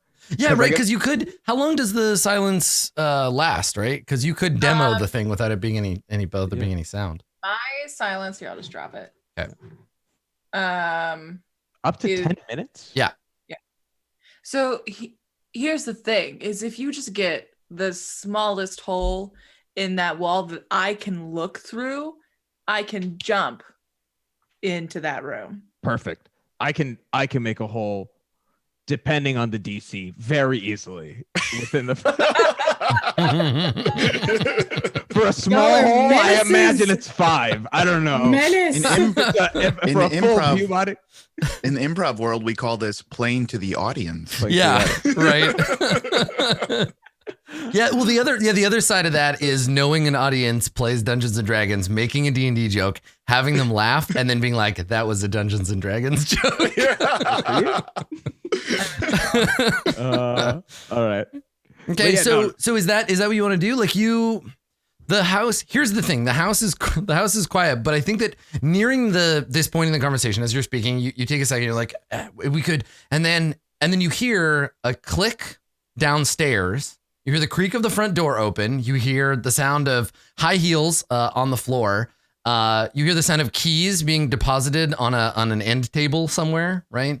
And you hear a woman, and she's talking. So you hear her saying like, "Okay, honey, I know you should have eaten lunch. Don't fuss. Come on." And so you hear downstairs what you can only assume is Latek Ironclad's lady wife and their young child down below.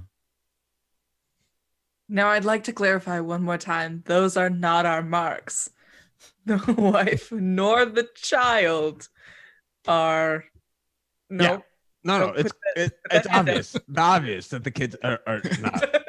I mean, the wife maybe, but the child, there's no need. He's got opulence and wealth. Without kids, he's gonna be a great Boros Batman. Like I was about to say, if you kill both of he's a rich kid, right? His dad is a senator. His mom is also someone important in the Azorius. You kill both of them. You gotta wait until after they watch Zorro first. I just like the idea of like Torgor killing both his parents and then throwing pearls on the ground and walking out. Come find me in 20 years. I feel like we don't say enough how much I love that this is actually Winnegar's like supervillain origin story that we're playing through. Yep. I do love it. That's all. Well, Torgor is.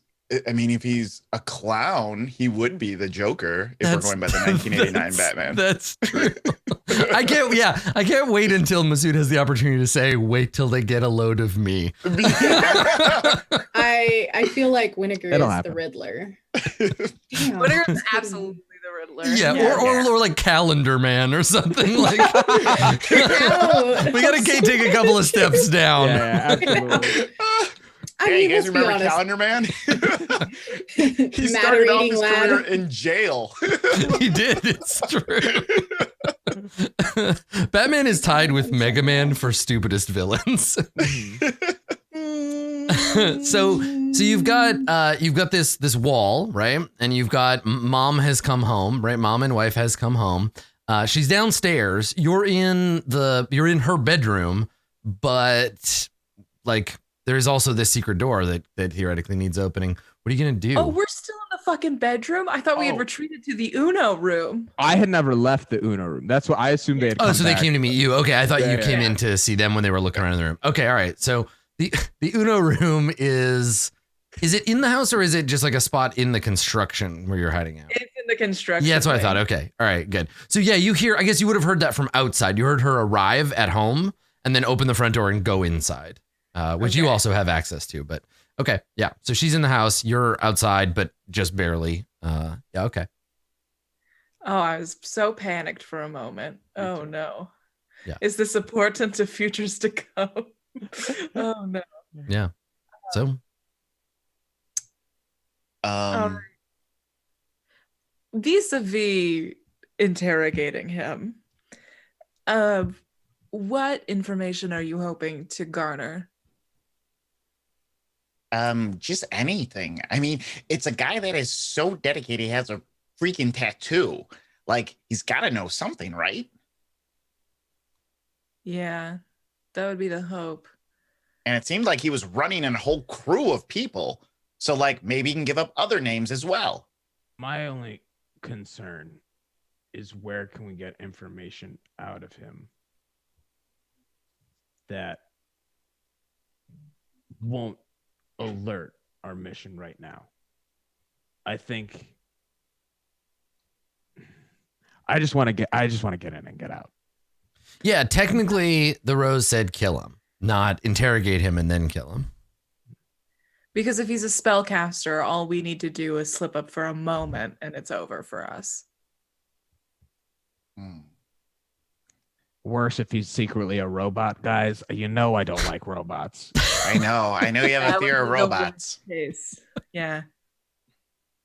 I forgot to tell everybody the show is now a tie-in to both Magic the Gathering and the new Terminator movie. So, which, by the way, surprisingly good. Yeah, I heard it was good. I'm gonna go see it this week. It's actually really good. Yeah, it's too bad that it's not like getting the viewership that I feel like it deserves, because this is the Terminator 3 we should have gotten. Oh, there you go.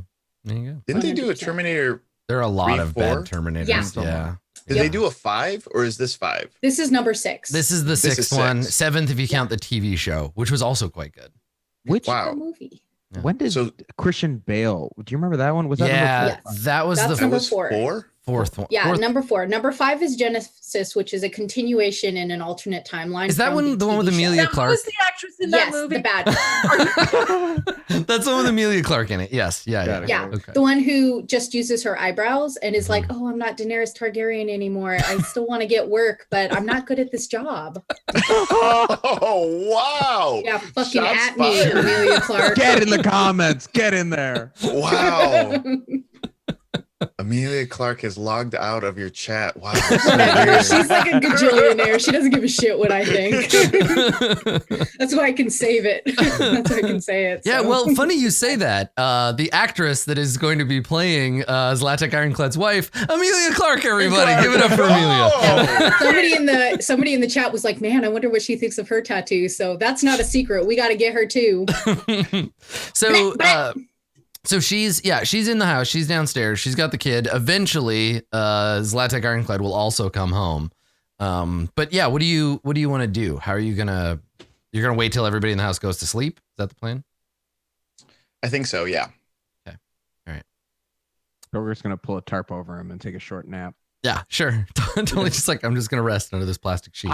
He did a lot of work today. Yeah. From what I remember, we were You put in a full day of construction work today, we were Torgor. good construction Yeah. workers too. Yeah, guys, maybe could we go into this as a side hustle? You know, All right. I wanted to say something about when it was happening. It felt like it was like a give and take, and it was so easy. But Right. like, yeah. Yeah. I like the constant, clear communication about what I needed to be doing. Oh, absolutely. Being a player character is a lot of bullshit. So like just have sometimes you just want to have like a nice job where you just go into work and you just do your job. You clock I out. might hate it in a week, but right now I'm enjoying the structure. I never thought I'd say that. I really didn't. Does this blue collar look good on Torgor? All right. Yeah. So you rest, you wait out the time. Who wins the game? Maybe a few hours. Yeah, you want to let's make a roll. Let's see who wins the Who game wins of the Uno. game? Let's do it. It's very important. Is anyone proficient in gambling set or gaming tools or anything like that? I am not. No, definitely not. No. Okay. All right.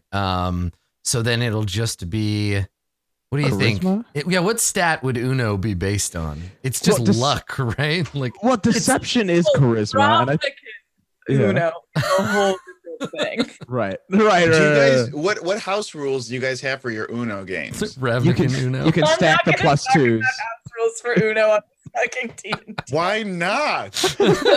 I want to know. If you play a reverse twice in a row, you are out of the family. Wow. I believe in doubling up on all cards. I'm okay with it. Of course you do. Yeah. What are your Doubling on draw spades twos. rules? You can throw a draw 2 on a draw 2. The next person draws 4. I'm cool with that, and that can go on for infinity. I don't care. Exactly. Oh my god, you play like my mom. So Yeah. My mom is the Who you devil. love. Now, unfortunately, I do have to point out, and I've been doing my research. So, unfortunately, Uno is produced by a company called International Games, which is a part of the Mattel family of companies, which is a direct Oh. competitor to Hasbro, Oh, No! which owns Dungeons What and is- Dragons, which owns the show You're that we right, are you're doing. right. So, God, you're so right. Uno sucks. Uno Forget sucks, you. guys. Get back in your Tonka truck and get out of here. Okay, someone type in Uno equivalent for Hasbro. Hasbruno.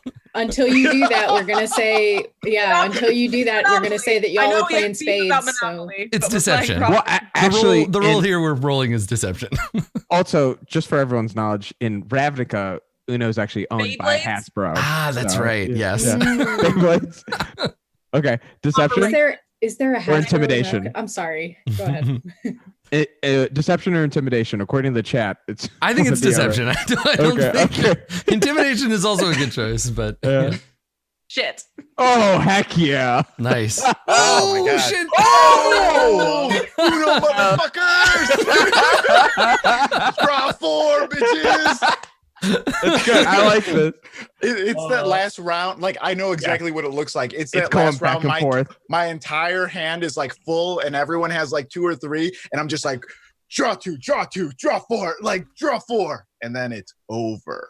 I had called Uno just the turn before, like I had rushing it, like and I'm just I'm devastated. so mad. What can I say? I'm a really bad liar, so. Yeah, exactly. This is Bro, why I we need failed such a because of bad my liar. deep-seated honesty and the requirement that I'm honest about everything. Okay, so it's a close one, but Winnegar wins the game of Uno, and time passes. I think after about an hour and a half, maybe less, because she did mention like getting to food right away. So the smell of cooking comes from down below. You smell some kind of delicious food being made in the kitchen, and it's wafting through an open window. And you can also hear from that open window, probably while she's preparing food, you can hear I think her name is Layla or Lelia. Because I'm getting sick of calling her Leanna. I'm sick of calling her Ironclad's wife. She's Ironclad. So Leanna, you can hear her singing. She's singing either to herself or to her kid. It's hard to say, but while she's cooking, she's like, and she's doing the thing where she's not singing all the lyrics, where she'll like hum part of the song and then sing part of it, and you can hear the sound of like food being prepared downstairs. All I'm hearing is sunflower. Right? She's singing sunflower just like in Spider-Man. It's really cute. Yeah. I was imagining her singing X Gon Give It To You. Yeah, with all the barking and growling as well. Yeah, totally. Did we ever write that ransom note, that kidnapping note we were gonna leave? Oh, we should do that now. Yeah, that's a good idea. Yeah, let's totally do that now out of Uno cards. Well, I thought that you bought all those magazines. Didn't Oh someone buy yeah. magazines? Yeah, that was part of the budget. Yeah, The ransom budget. Okay, I gave you the money. So you want to spend like a little while cutting out letters from various Ravnican publications, and then gluing them with a conspiracy-approved glue stick to a piece of paper. Okay, so what is your? I don't know what else my disguise kit would be used for, but this. I want you to know I have it and I'm proficient and I'm just So what do you want the ransom note to say? Right. So it's not really it's kind of a ransom, but it's mostly like just like a weird, we got to get into Wenzel's character. So you want to blame Wenzel for blame Wenzel for this, and so you're trying to write it as if he had written it to be like, I couldn't stand it. So what's the angle you're going for? Is this a professional jealousy? Is this a romance thing? Maybe we frame it as like a twisted love letter to. It started out as. Why would it be a ransom note though? No. So here's the thing. It started out as love, but then it manifested as hatred for both of them, for constantly making him feel less than. So now it's to spurn her for choosing him. She has to live her life without him and Wenzel. So now it's like, you'll never find him. He's gone. And you know what I mean? Like, guys, I've been doing a lot of slash fiction writing in my free time, and it's been getting good. That's so good. Yeah. I thought it was going to be more like, oh, it's a ransom note from these random people, but it's obviously Wenzel who's doing it. Like a two-step thing. Oh. You know what I mean? Oh, so you want to make it look like that's a tricky forgery to communicate with ransom letters, but it's possible, right? So you want to implicate Wenzel without directly being like, it was Wenzel what did it. Yeah. Okay. All right. I like that. That's good. That's good. I want you to cut out like Wenzel's name and then like mark through it. Mark it out. XO Wenzel. Scratch it out, and then there's new letters pasted. Like maybe we can make the drop point near Wenzel's old lab. Yes. Like near that area. What if we make it at his old lab? Now that's a little on the That's too close. Guys, I've been very direct with my writing. I like this critique. It's nice. more intrigue. I think Torgar would be good for you. Okay, cool. Very direct. You know it's how I roll. Yeah. All right. So tell me the gist of the note. So it's the idea is like you're taking credit for a murder, or are you actually going to try to kidnap someone, or is the plan to kill ironclad and then abscond with his body and pretend that he was kidnapped. Yeah, that one. Again, and I said this last episode, but this is becoming more and more like the murder of Jean-Benet Ramsey than I had hoped for. So it's like you're going to kill him, but pretend he was kidnapped and then what, like mush him in a closet somewhere and hope no one finds him? Or I mean, that's the necromancer. Yeah, we got to. That's right. Yeah, that's right. You're going to necromancer. take his body to the necromancer. Perfect. And that's okay. why we also need to go to that secret room because we Yes. need money to pay him. You assume that the room is full of. Okay. All right. Well, we got to get something. So, okay. So you've written the note. What does the note say, more or less? Give me the bullet point version so that I know what the NPCs who find it will think. One, we mentioned the wife in some way, but we don't use whatever the Ravnican like Mrs. is. We make it seem like she's not married in the note. Like obviously, like that's like dearest. yeah. And I know this will be tough on my dearest Liliana. I mean, the dearest Liliana. Yeah. Or yeah, like Lily. If their name is Lily. So her name. So this is this. It's important that you write this correctly because her name is Liana. There is someone in magic lore whose name is Liliana. But if you wrote a letter to her, she would kill you and turn you into a zombie. So we don't want to get her involved. She's bad news. And also, I think she's on another plane right now. Wait, she hot though? Yes, she definitely is. If you're into like pasty necromancers, then she definitely is. I figured you would. Will you send me a picture? Oh, you don't want to put it in public? Okay. That's fine. Okay, so mention the wife as though in a possessive way, right? Yeah. As like my Liana or whatever. Okay, all right. What else?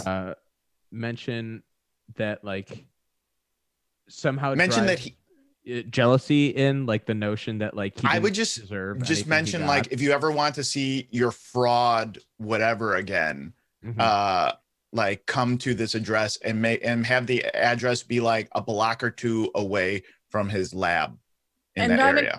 I'm encouraging Winnegar to sort of play up like, is it language and is it tones of speaking and whatnot? Yeah, write more like a mad scientist. Yeah. Yeah. More like scientist, less. Yeah. Like perfect directions. Yeah. Take an 86-degree left turn on the corner of the. And Right, like a man who's had everything and everyone he's cared and loved taken away from him. Yeah, could you imagine what that would be like, Winnegar? Imagine, write it like a person who all their friends have been killed by this horrible obsession that they have. Okay. Hello, darkness. Okay, so you're gonna compose this note, and you want them to, I guess, assume that it was Wenzel. Yeah. Okay. Yeah, and just to deliver like an obscene sum of money to 375,000 Xenos. Yes, that much money. Okay. 2 to 4 blocks away from Wenzel's house. Okay. Oh, and also donate money to research and development. Yeah. Okay. All right. So I'm gonna roll. Chat will be able to see this, but chat don't ruin it for our players. I'm gonna roll in secret. And I'm gonna roll, since this is a team effort, we'll give you advantage on it.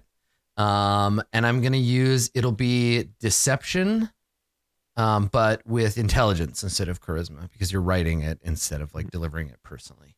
So let's see. Winnegar is writing it. So all right. So the quality of the letter, I will write it down in secret for later. That again. There we go. Okay. All right. So letter. There we go. Okay. Cool. So you prepare it. You have it ready. Do you put it in an envelope? Do you fold it up? What do you do? I guess you haven't done anything you haven't committed the crime yet, so I guess someone just has it on their body. Fingerprints aren't on it. I'll clarify that. So yes, I did hear you mention that, and I assumed that Road would not allow anyone else to touch it with their bare hands. Mm-hmm. No traces of magic were used, so they can't fuck with us on that. We did it by hand. Shitty scissors that we'll dispose of later. I'm locking it down. I wonder if psychometry is a thing in Dungeons and Dragons, like the ability to use magic. Do it. Yeah, they must, right? Like For like insurance, right?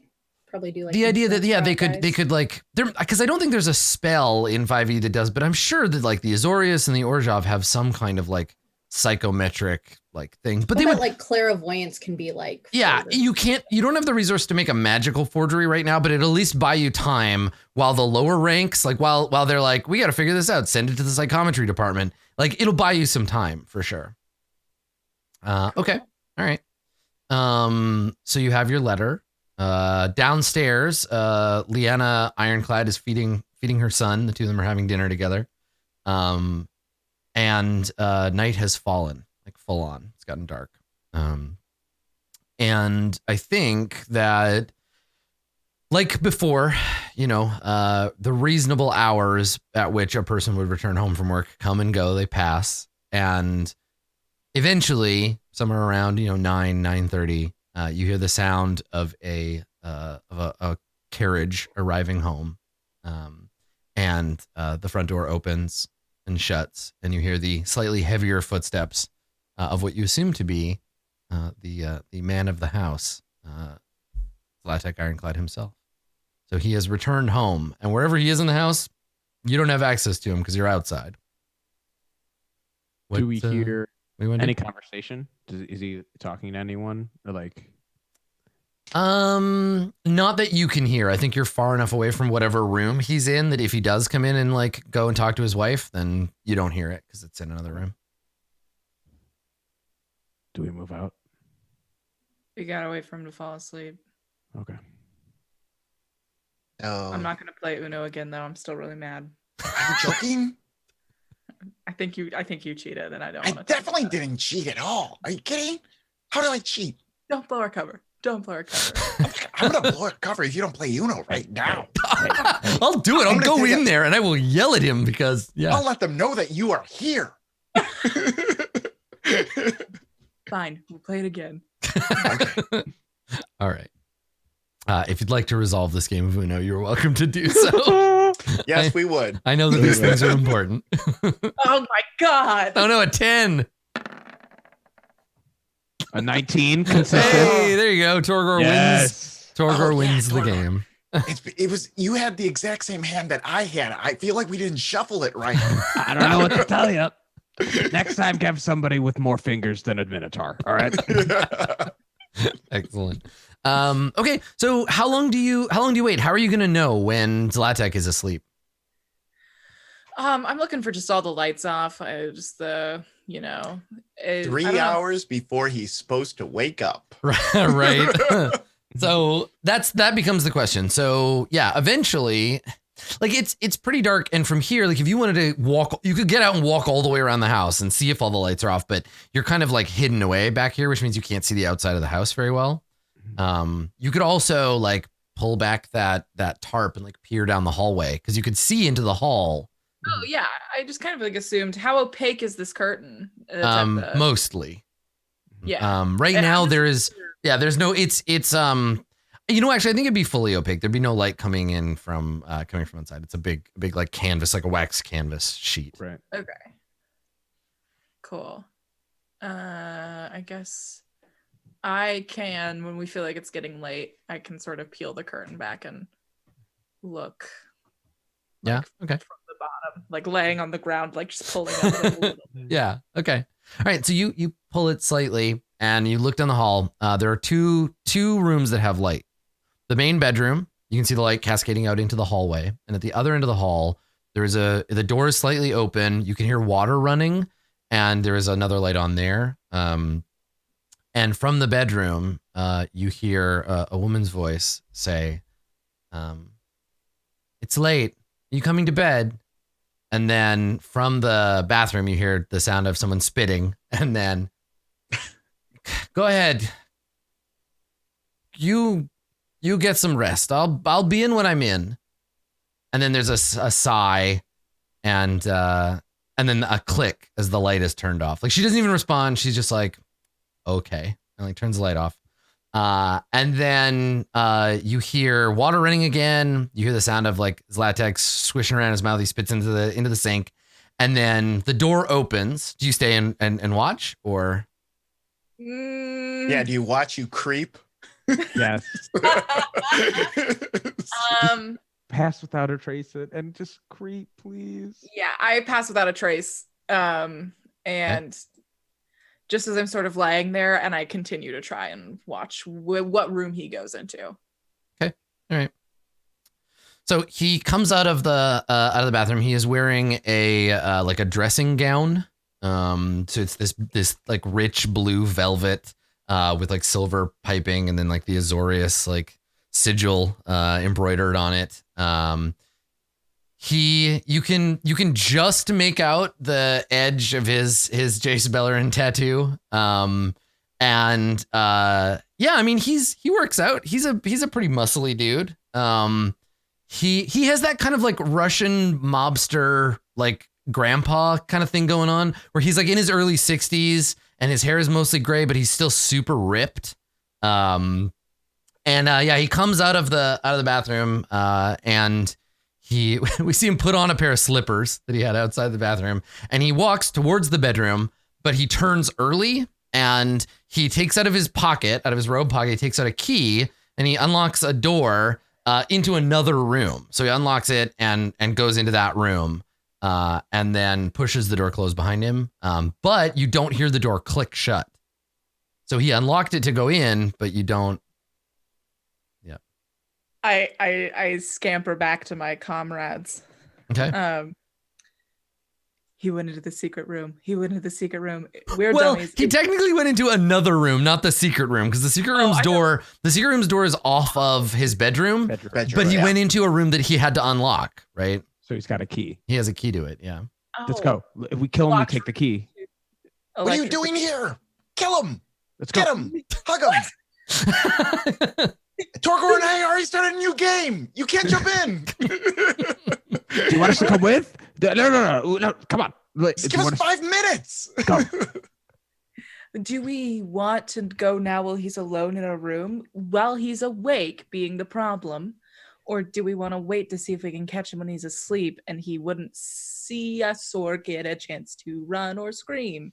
If we get the drop on him right now, then we can just wait and easily get into the room while his wife's still asleep.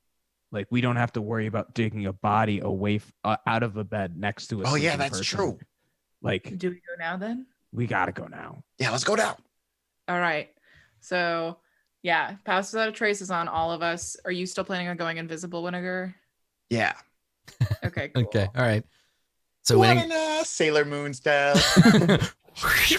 disappears. I don't have to do any of this stuff, guys. It just looks cool. What does Whittaker call invisibility? That's the real question.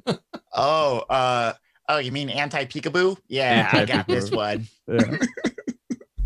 Okay. Nice. Torgor 31. Got a 21 stealth. And I have a 26. Okay, 31, 31. 26. Winnegar, you can roll. And Winnegar, you have advantage because you're invisible. Advantage and a plus 10. So 26. All right, 26 is the number to beat. Okay. Mm-hmm.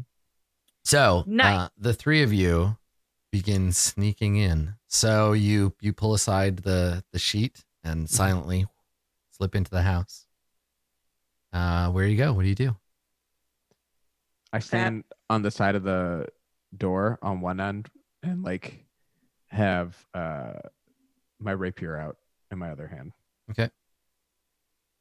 Like ready to gently push it open. Okay. Yeah. Shit. Winnegar, when you saw this room in the thing, how large was it?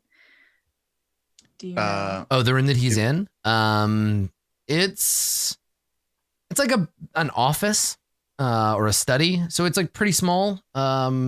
If I cast silence now, do you think it could safely hit everything? Yeah, let me look at silence. So it's a point you choose within range.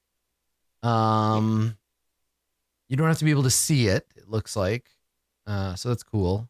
Is pass without trace concentration? Shit. I'm sure it is. Yeah, it is. Okay. So you can't cast silence as long as you're maintaining pass without trace, unless you drop the pass without trace. I think you Do just we try to get inside with That's a hard one to just open a door and walk inside. Yeah, here's the thing. If he's facing the door and you open it, it doesn't matter how high your stealth is, he'll see you. Right. But if he's not facing the door, the spell will muffle the sound of the door. It'll distort the shadows. Like, it'll make it harder for him to notice the doors being opened behind him. Here's the question. Do you think that Zlatek Ironclad is the kind of person who in his own home would turn his back on a door? Yes. I would gamble yes, because he thinks he's untouchable. He's already in a secret society. He's already It really depends what's inside the room, right? Yeah. Because if it's a desk, the desk is not going to face the door. It's gonna because the door faces the. But inside of the house. wouldn't that be an asshole move for him to set up his study like it's his office at work? So there's a desk between him and whoever comes in. Like, please have a seat. We're like, Dad, this is your study. Have a seat, son. Like, it might be to the side, but still, yeah. Yeah, But we don't even know what peripheral the room vision is. works too, right? Like that'll help. It's a locked room. Now here's a maybe a hint about his personality or something, but he didn't relock the door. Right. Right? No. He just unlocked it, came in, and then didn't lock it behind him. Okay. Fuck. What if we just all at the same time open the door? I try to put him to sleep while you cast silence. And I bash his head in. Your job is in. shutting the door behind us. Got it. On it. Okay. All right. Ooh. Kiddos. We're doing it. We're gonna do it. What's our 3. escape plan in case this goes wrong? Never We mind. fight. We kill him. Let's just go for it. Run, kill the kid, then leave. 2. Yeah. If One. we get a chance, Wait. kick that kid down the stairs. Wait, what? No. All right, go.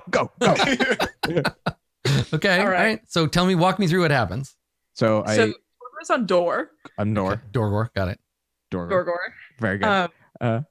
If he's looking at us, I'm planning on switching the spells as quickly as I can, and Winnegar's immediately casting sleep. Mhm. So it's a 3-in-1 action kind of deal. All right. Okay. So Torgor, you reach up and you push the door open. Do you want to like peer through first, or do you just open it slowly and come into? I think I follow with it. Like I lean with the door. Okay. Yeah. So you lean and push it. Okay. Yeah. All right. So here's what you see at the end. You see Zlatek. You see he is sitting in a high back chair, which is good because he appears to be naked. His robe is laying on the ground. What? He's sitting in this high back chair with his back to you. He is staring at what appears to be a portal or window of some kind. It's a circle, a magical circle. It's casting the entire room in a bluish glow. And he seems to have just finished a conversation because you hear him saying like, "Yes, my lord, as you command," as the window is like shrinking and disappearing. And his robes are on the ground, and you see him finishing this conversation as he's like standing up, and like the chair is pushing back. What are you gonna do? Go. We just. So he's facing away from us? He's turning around. Yeah. So as you open it, he's just finished his call, and he's getting up and turning around. Can I just slit his fucking throat before he can turn around? Yeah, you just want to run up and jump on him? Sure. Well, no, Well, you I have mean, like Winnegar's Misty Step. casting sleep at the same time, so one of these two fucking things has got to Well, the work. problem with sleep is that it'll hit whoever has the least hit points first. It's in You range, not have right? Friendly Isn't- fire? Yeah, it's everyone within that in the area of the spell, and it starts with whoever has the lowest hit points and knocks them out first, and then works its way up. Yeah. Yeah. Wouldn't You hurt should. to get his hit points. So slit his throat first is what we're Yeah. saying. Slit his throat, and then if he's. Like, Oh, okay. Should I just go full silence? Because we don't know if it's gonna get him in one. Yeah. And if he can shout, he can shout. Yeah. I'm gonna cast silence. Oh, yeah. I'm more gentle than I am. That's me plotting. So I'm gonna For sure. spend Okay.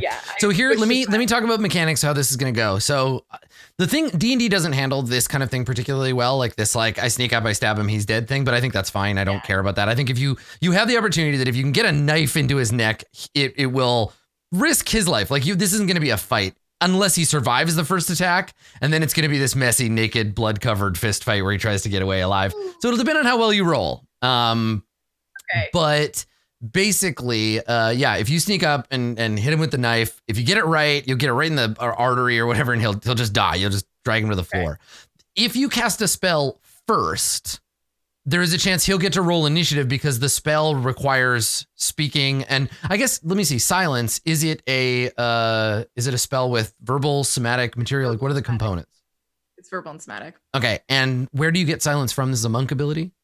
Yeah. Oh yeah. I think, I just get it as a monk ability, and I don't know if I don't think that changes the component requirements of it.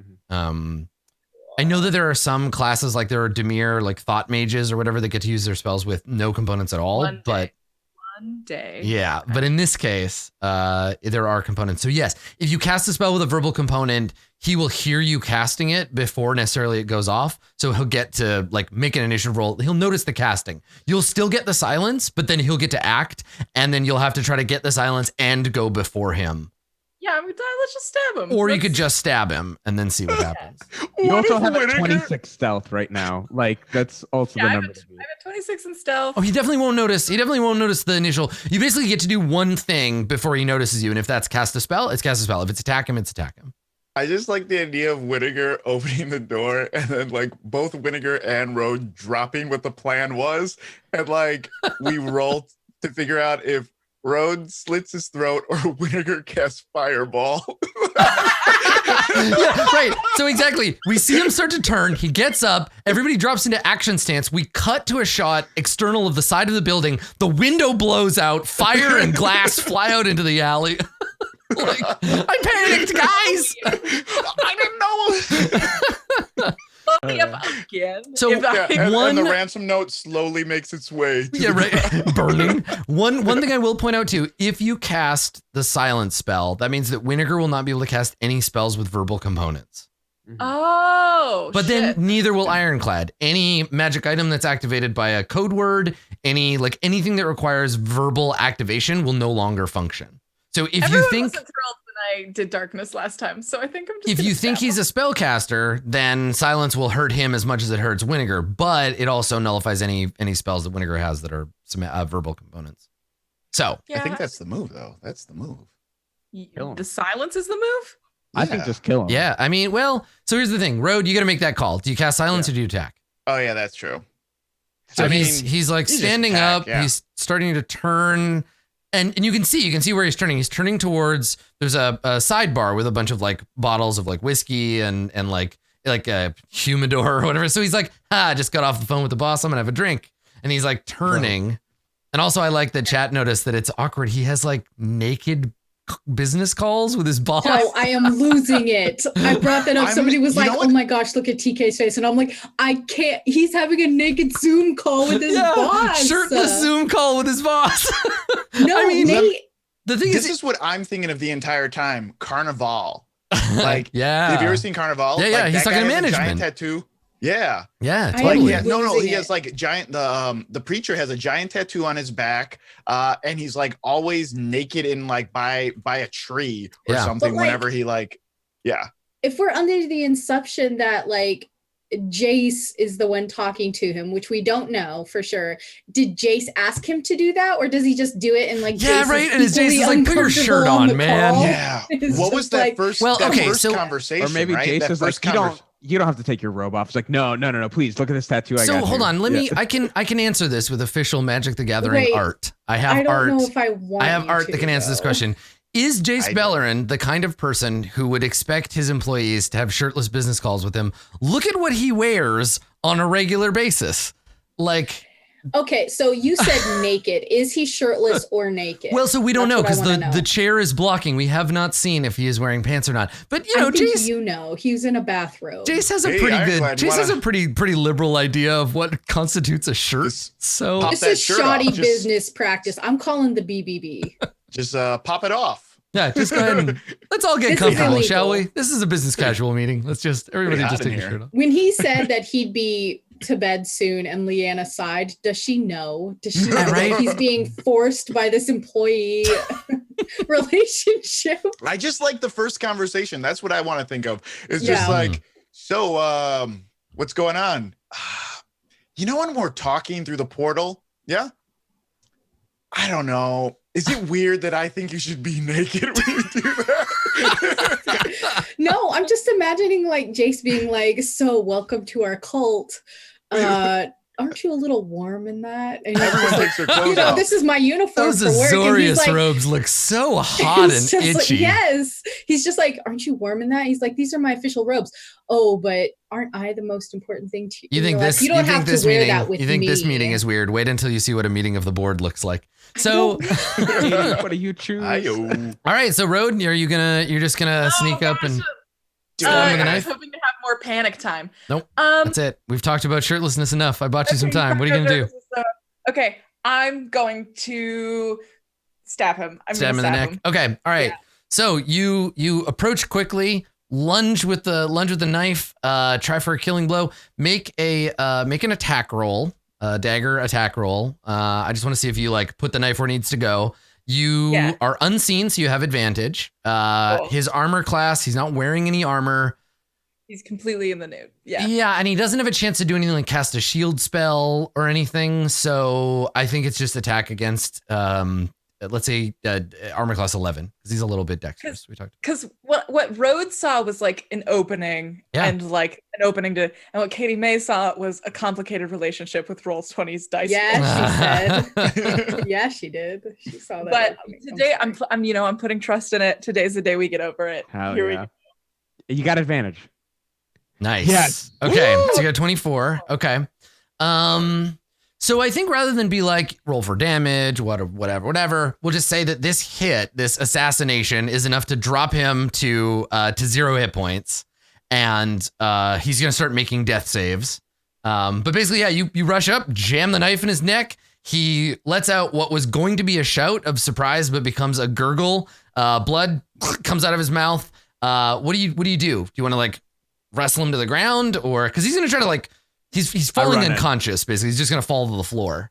Toro runs in and like grapples onto the ground after it. I want to try to keep it clean from blood hitting the ground. And that's the thing is that blood starts squirting down his chest, his naked chest, and I wrap the bath towel around his neck, his fucking bathrobe bullshit. What part of his chest with Windex and like cleaning it off? Okay, so Road, you have the knife in him. You grab him as he's turned. You jam the knife into him, and like he starts like tries to shout, but you've punctured his windpipe, and he starts falling to the floor. Torgor, you hold him down. Which way does he fall? Like, is he falling onto? He would fall backwards into the chair, probably. Cool. And the knife wound's in the front. It's like front. So if I'm him, and Road is there where my door is, and this is a perfect time for a stranger to come in and murder me.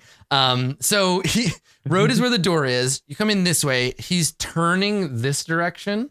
Yeah. So you would have got him this way. Perfect. Kind of like above the shoulder, just above the clavicle, like downward into it. And if this is like a proper, like we think of like knives and daggers as being like kind of short, but like a proper medieval, like a fighting dagger is actually quite long. So the blade probably goes like pretty deep into his chest. I assume that I assume this isn't like a stab. Yeah. Slitting his throat isn't really possible from this angle of approach. Because the chair's too high. Exactly. Yeah. So you jam the knife in. It serves the same purpose, right? And then Torgor and Road. Do you push him back down into the chair, or do you like let him go to the floor? Or I grab him as he's falling and take him down to the floor, so his the blood is going up onto his body. Yeah. Like moving him away and like holding him down there with one hand over his mouth. Okay, which is actually better because if you had slit his throat, there would have been more like onto the desk. That's true. That's true. On the carpet. So okay, all right. So Torgor, you do that, Road, and then Winnegar, you said you were gonna grab the robe, or what are you doing? Yeah. I'm gonna grab the robe and try to clean up as much as possible. Just on my hands and knees, like trying to scrub stuff up. It's little splat marks that I see, like trying to get all that. Yeah. Okay. I make sure that we close the door, right? We did that. Well, so you look up to the door. It's the kid standing in the doorway. Is the kid standing in the doorway with footy pajamas or something like that? Little Lucy Lou or whatever. that is what this roll is for. But I did not get the result that would have indicated that the kid is at the door. So we all realized in that moment the door. Yeah, everybody realized like, wait a second, the door, and you turn, and there's this like awful like violin like as you turn to the door. Yeah. But there's no one there. So I assume Tor, you run over and like shut the door. That's on me. I was on door duty. Sorry. Okay. The other Gore was the nickname. Hey. That universe gave me that nickname. Okay. I didn't make it. The universe somehow, somewhere, some god said Dorgor, and that's what happened. Okay. So Zlatek Ironclad is dying, right? He's breathing his last breath down on the floor. I think he twitches once or twice and then expires. Perfect. And here's what happens. You don't see any of this. None of you see this, but we watch. We have a shot of him and he like coughs one last like death gurgle and then dies, goes limp. We cut to what looks like a cloister of monks, right? It's a whole bunch of like men and women, bald heads, hunched over huge books, like writing in them. There's maybe a dozen of them in a room with a bunch of other books. We see a thrall kind of walk by with a bunch of like books set up on a platform on its back. And somewhere nearby, you hear a bell ring.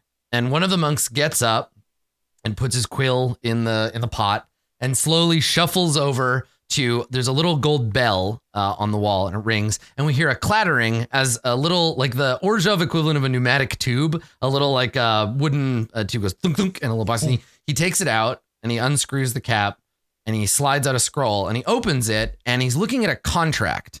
Now we can't read the details of the contract, but you see on the first line it says like the contractee herein signed Zlatek Ironclad, et cetera, and it has the Orzhov seal on it.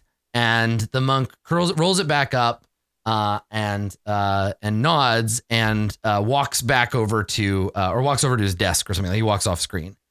So in the moment he died, someone at the Orzhov Syndicate got notification that he has passed and goes to do something about that.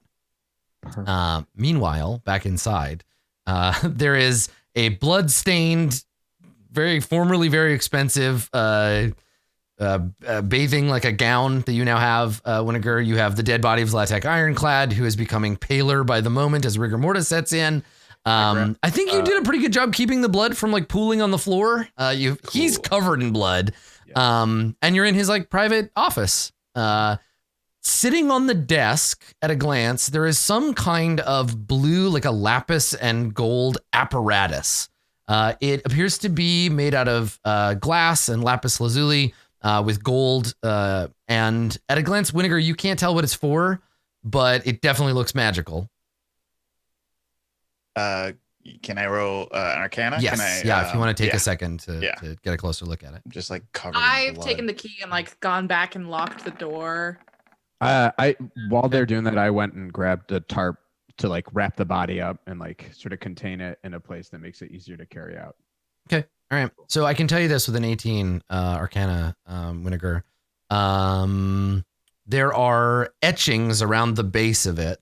If you want to envision it, think of it as, you can't figure out the purpose, but the style of it, and this is for our audience and for us, the prop would have been designed in a kind of like Aztec style. So it has that kind of like square edged around it. It's a lapis like disc with a gold base, slightly concave, sitting on the desk. And then there are a series of blue like glass lenses that you can kind of like slide over top of it. And it seems to project light, but it's off. Whatever is supposed to activate it is off. It looks very foreign. It definitely doesn't look Ravnican, but it's not from the same place that the ornithopters are. And it has writing around the outside. They're either runes or characters, some kind of ideograms that, Winnegar, you don't recognize, and they don't look like a language you've ever seen before. Oh, can I put it in my bag? Yeah, it's like the size of a dinner plate, and then there's some other smaller things. So you could take the apparatus and like carefully kind of put it in your bag. Rhoda, what is that? Oh God, who knows what this is? But it looks bad freaking ass. Like, just like throw it inside my bag. Good. Start looting now. This is where we start looting because we got to do something with this guy. Wait, No, but what? like in what way? What This way is was the it? opposite of the plan. The plan was loot for money for the necromancer. Now we just got to get out of here. Wait, what about I look the around. secret Is there room? anything valuable looking in this room? Make a perception check. I will do that. 13. Okay. So this room contains a window leading outside, a desk, very expensive looking, fancy desk. There's some blood on the desk now. Clean that blood off. There was this like device sitting on top of the desk. And the desk has several drawers. There is a bookshelf off to one side. There is a bunch of leather bound, what look like legal like books on there. And there is on the right hand wall, there is a painting. It's a painting of New Prov. And it looks kind of old. It looks like it shows the construction of New Prov, so it's not finished. And there's this huge oil painting on the wall of New Prov on the other side. So maybe valuable books might be something in the desk. Yeah. How large is it? Like a canvas painting that I could pop out of the frame and roll up? The fastest way would be to cut it out of the frame, but yeah, you could. Do we want to steal the painting? Cut it out of the frame? I'm gonna start looking in these drawers. Steal the Yeah, painting. I This want is all of the paperwork on his fucking desk. Yeah. I want. this antique roadshow. Let's get out of here. I mean, art is it's a commodity. Like you could probably find someone to buy this. Vinegar, you don't understand. We got like.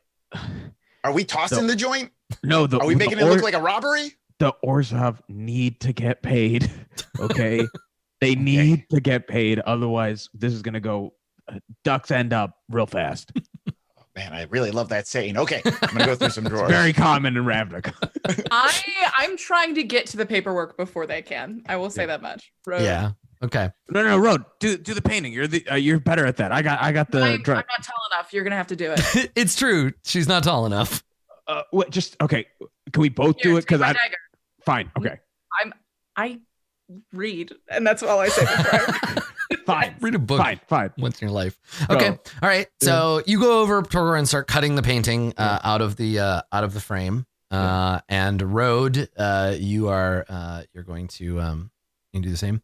So you're going to dig through the desk. So let's start. Torgor, you start doing that. I'll get back to you in a second. There's a thing I want to tell you about that. Vinegar, you are grabbing the device off the desk. Road, the top drawer of the desk. Ooh. Yeah, it's locked, that top drawer. Does the key I have work on it? It appears to only be the key to the door to this room. Cool. Great. It's just a desk lock though, so you might be able to like pull it open. Yeah.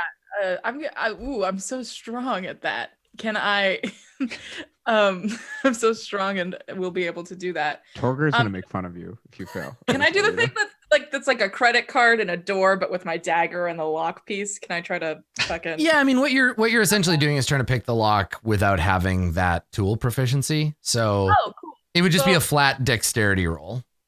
Oh well, with that's no proficiency bonus. Dexterity. Here we go. 23. Wow, nice. Very good. Who needs lock picks to pick a lock? Not you. The most patronizing. Wow. Well, you were supposed to be able to do it. We all expected a 1, Yeah, we all guys. expected a terrible roll. That's on brand. You're Okay. riding a bike without the wheels. So yeah, Training Road, wheels. no problem. You manage. You get a little like the edge of your knife in there and just pop it open. But it's weird. There's nothing inside the drawer. The drawer opens, and instead of there being like papers or anything, you see a little brass box with a switch on top of it. And from the box, there is a rubber, like a cable that comes out of the box, runs into the back of the drawer, and appears to run down the leg of the desk. Vinegar. Great news. Great Hey, news. what? You think are you thinking what I'm thinking about this button in this drawer? Are you thinking the same thing I am? Thought bubble goes up and he pushes the button. It's Vinegar at the desk pushing the button. All this candy comes down. Yeah, right. And that song, Celebrate comes on. Yeah. Yeah. come on. And like candy and like just raining down. Yeah. I see Winnegar doing Celebration. those like Winnegar, it's the secret room. It's the the secret. Yeah, the secret room can't fit in. I'm gonna flip the switch. Yeah. Wait, no, but the woman's still in there. You're on the other side of the room, Torgor. So unless Road gets in the way. Yeah, I put his hand. I'm like, should you invisible go over there? I'll flip the switch after some time. Yeah, I am still invisible, I guess. Because it hasn't been an hour. Yeah. I'm gonna go like, oh yeah. Let me go over there. Okay. Yeah, I'll flip the switch in like a minute. Okay. So Winnegar, you leave. Winnegar, you leave the bubble of Pass Without Trace, and head into the room. So you go out into the hallway. The door to Ironclad's latex. I guess it's the Ironclad's bedroom, the master bedroom. I think it's open because she wouldn't want the door opening to wake her up when he comes to bed. So it's open a little bit. Like push it open. You make a stealth check. Nice. Yes. 18. All right. All right. So you sneak into the room. It looks much as it did before, except now there's a lady sleeping in the bed. And you get in there, and then Road in the other room. We have our synchronized watches, so I like wait for a full minute to pass, and then I flip the switch. Okay, yeah. So you reach into the drawer and you flip the switch, and yeah, it's great. Like, imagine if this was like a really loud alarm. What if this was like a panic button? Like this, you put a lot of faith in the fact that this wouldn't totally blow the mission. Standing in her room. Like, I love the idea that I almost just to teach you a lesson. I just want to be like, yeah, you flip the switch and suddenly like, boop, boop, boop, all the lights go on and off, and like, yeah, totally, yeah. Dispel magic gets cast on the house. No, what happens is that you flip the switch, and Winnegar, you hear a faint hiss and a click. And you watch as the panel on the wall like releases some of its like hold tension. Do I push it in? Does it push in or does it pull out? It slides in. It's on rails. Oh, okay, cool. I'm gonna slide it a little bit and like take a peek. Okay. All right. So inside there appears to be a kind of it's not an airlock, but a little antechamber. There's another door on the other side. This door seems to be a more traditional and obvious door, like with a handle. It's a little like 5 by 5, like a little box when you walk in. Yeah. I'm gonna go in. I'm gonna slide the door back and close it. And just in case she wakes up or anything, and then I'm going to open that second door. Okay. All right. Well, Meanwhile, Torgor and I are loading out. I will say we're actively loading out at this point. Leanna, as a person whose spouse comes and goes at strange hours, has become used to like minor noise in her house while she's asleep. And so the sound of the door sliding closed and clicking shut doesn't wake her up. She maybe turns over. But in front of you, so there's a door in front of you and the door behind you, and you're now in this little closet. You want to open the door in front of you? Yeah. Okay. All right. So you reach out and you go to open the door, and it doesn't open. You like push it open, it clicks slightly, and then you hear there's a faint hum of something activating.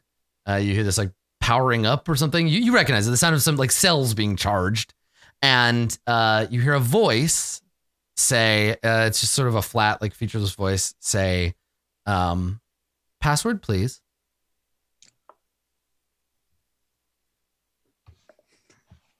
Oh my God.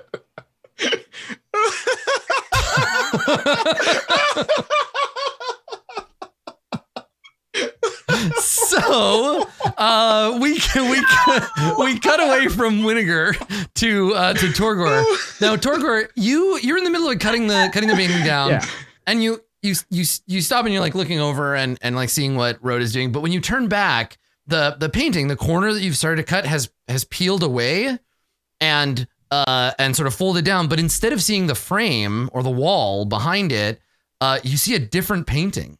There's like, you see the edge of like a sort of purple like sky, and there's some little bird like shapes in the corner. I keep cutting the first painting. Yeah. And then like, as I'm looking at the one behind it, start cutting that one too. Okay. Like, yeah. So as you peel away the first painting, the one of New Prov, you see underneath there's another painting, and it looks like it's like a jungle scene. So there are, and I think a lot of these trees, there's no jungles on Ravnica. Like there's the forests that Ravnica tend to have are like overgrown, like temperate forest or like boreal forest, not jungle. So you see what you definitely know are trees, but they're strange looking trees.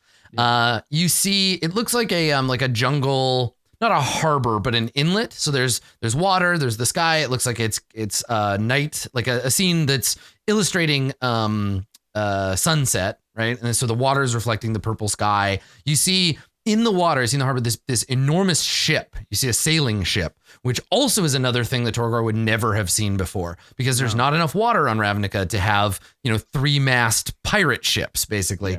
Yeah. You can see painted on the thing, there are crew members. It looks like the ship has just like come to land on this beach.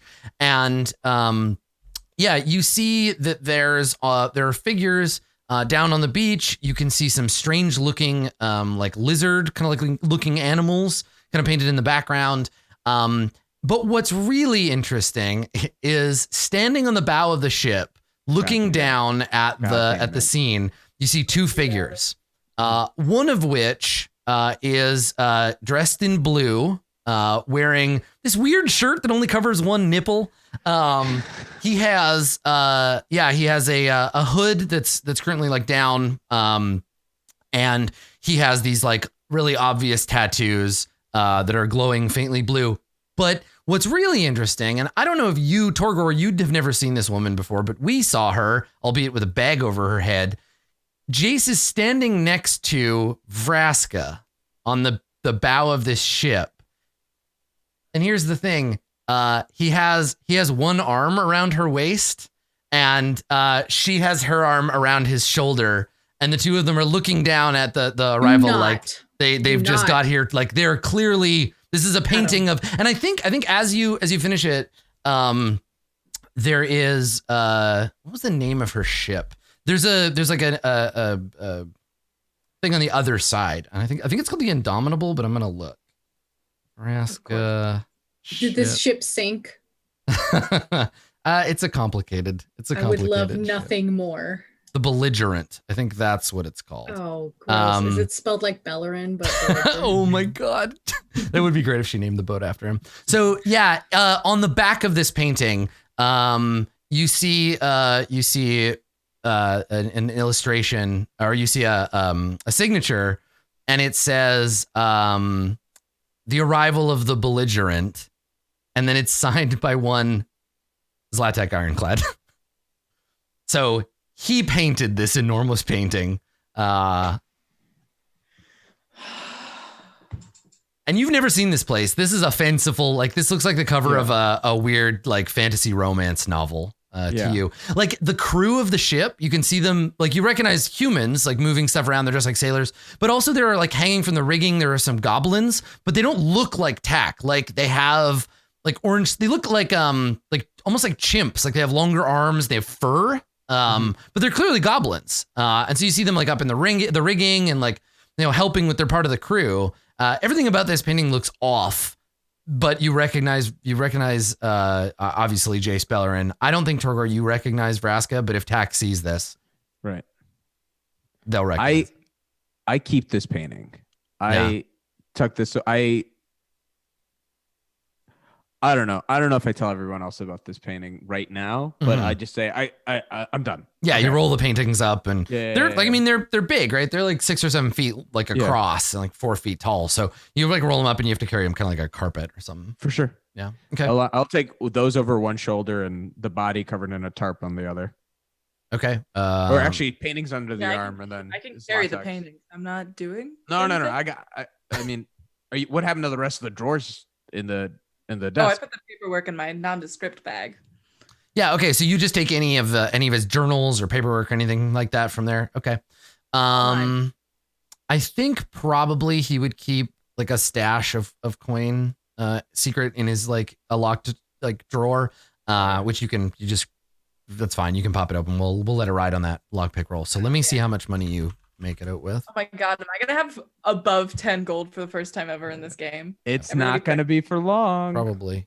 Let's see. Did you see me put this gold in my bag? Anyways. 260 Xenos. Hell yeah. Whoa. Yeah. What? Yeah. Yeah. Okay. Bunch of Orzhov Wow. gold and you just yoink. I feel like tack right now. This is insane. I just like have all this stuff that I looted. This is the first time I think I've looted in Jace Beleren Must Die. Yeah. I want to remind people that when I loot, I only keep the crappy shit and I give you guys good stuff. That's true. You did give me that ring. I'm so okay. Look, that's a bad example, but I No, also I gave like- that I like that jelly ring. of healthy stuff. That's Yeah, true. the No, but I didn't give that to help you. Yeah, you just didn't want it. Okay. All right, cool. Funding. Let's get the fuck out of here. Uh-huh. All right. So you take the money. You open the secret room. Winnegar, meanwhile, as everyone's like, "Let's get out of here," we cut back to Winnegar, who is trapped in a tiny elevator. Password, please. What did the painting say again? Just for The arrival of the belligerent. The arrival of the belligerent. Cool. Yeah. So as soon as he hears password, he starts thinking of like all the passwords that like he would have in real life. So it'd be like all the passwords he had like growing up and whatnot. Taking back Sunday Kid 420. All right. But he doesn't say it. I just want to take a step back and leave. Like, is that door locked? Please tell me the door's not locked. The door out? Oh, it definitely is. Yeah. Oh. Yeah, you turn around and you like push on it and it doesn't, there's no give. Okay. Password, please. What would be? I'm gonna die. You're not gonna be the one who dies. Don't worry. Oh no. Why would you? What can I Shot. what can I roll to have the best educated guess? Look, I guess it'd be an insight roll. Okay. Let's see. I And saw you this guy can't. naked a I'll let couple you times. roll, and then we'll see about questions. But yeah, I think that'd be your best bet. Okay. Oh no. Oh no. A No. 9 isn't very good. Well, It's better than a 7. yeah. Let's see. Back tattoo. It could be,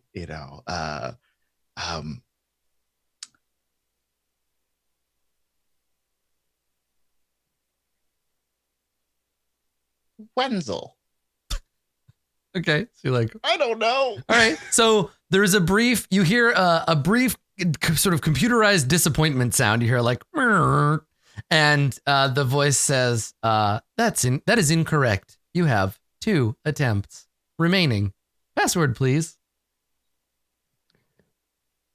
Globothermonuclear war. Oh my god.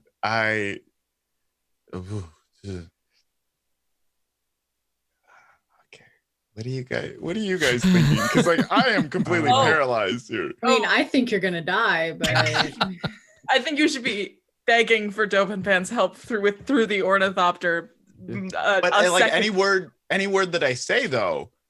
Yeah, right. Yeah, exactly. If It's you're going to like, show oh up." my god, Dovin, help me. I'm sorry, Yeah. that's incorrect. Exactly. Honestly, is it worth Say it? it- Is yeah, worth say it really fast. That's So it that sounds could be weird. that could That's be one. 1. Yeah, that could One. be Okay. One So asking that's what I'm gonna do. I'm gonna try Yeah. to do a collect call to Dovan and hang up. Or do Uh, you have like even if he's message. can you like write it on the wall and just flip the ornithopter to read it? Be like, Oh yeah. can't talk. This latex secret room. So Question mark? Yeah, I'm going to put my hand in my bag where I have all the cutout letters and do like a ransom note on the. I'm just gonna be licking and like putting them up on the wall. Yeah, that's a great idea. Do it. It's good. Yeah, that basically says I am in Ironclad's secret room and it's asking for a password. And like show it. Like Adjutant Ben, I think we have a message for you. Well, what does it say? It says here, oven bun halp pulls. Looks like they took letters from that L'Oreal. Oh, look, the M is from a McDonald's logo. I recognize that It's one. obviously McDonald's logo. Oh, Is I that heard the they have the Stussy Impossible S? Burger. All right, so you want to try to using saliva and cut out letters from a magazine, stick letters to the wall, and then aim the ornithopter at it. Just put it on the floor. I guess I could put it on the floor. Like, okay, use gravity to my advantage. That's right. Who's in charge? You or gravity? Okay, so you crouch down, and you start putting the thing, and you take the ornithopter out of your bag, and you turn it on, and on top of the ornithopter, there is like, or I guess on its eye, because it acts as a screen too. You see it turn on, the little like loading sequence boots up. Unfortunately, the little symbol on it that indicates service, you have 0 bars. Oh. Shit. It just like it turns on and it just blinks, like cannot connect essentially. But it's saying it all in a language you don't understand, but you recognize what 0 bars look like, and that's it can't connect to the greater ornithopter network. Is this the Wi-Fi password? Is that what you're guessing? Yeah, pretty much, right? Yeah. Fuck. Yeah, if you could connect to his Wi-Fi, you could send an email to Dovin Ben, but you can't get signal. You don't know the Wi-Fi password, and that's the whole problem. It's got to be something that is kids can remember. So come on, you can do it.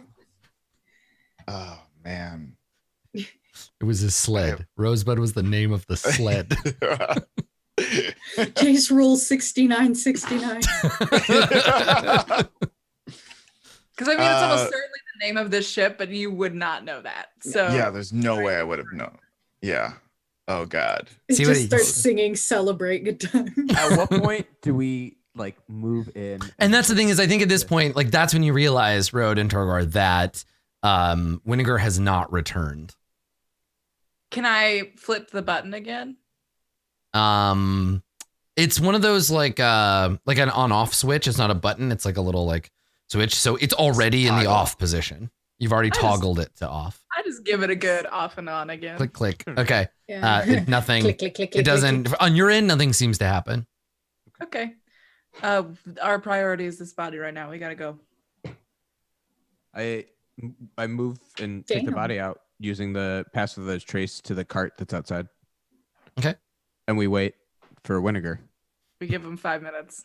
and then Okay. we're gone. So you take the body. and then You we see- go back and get him.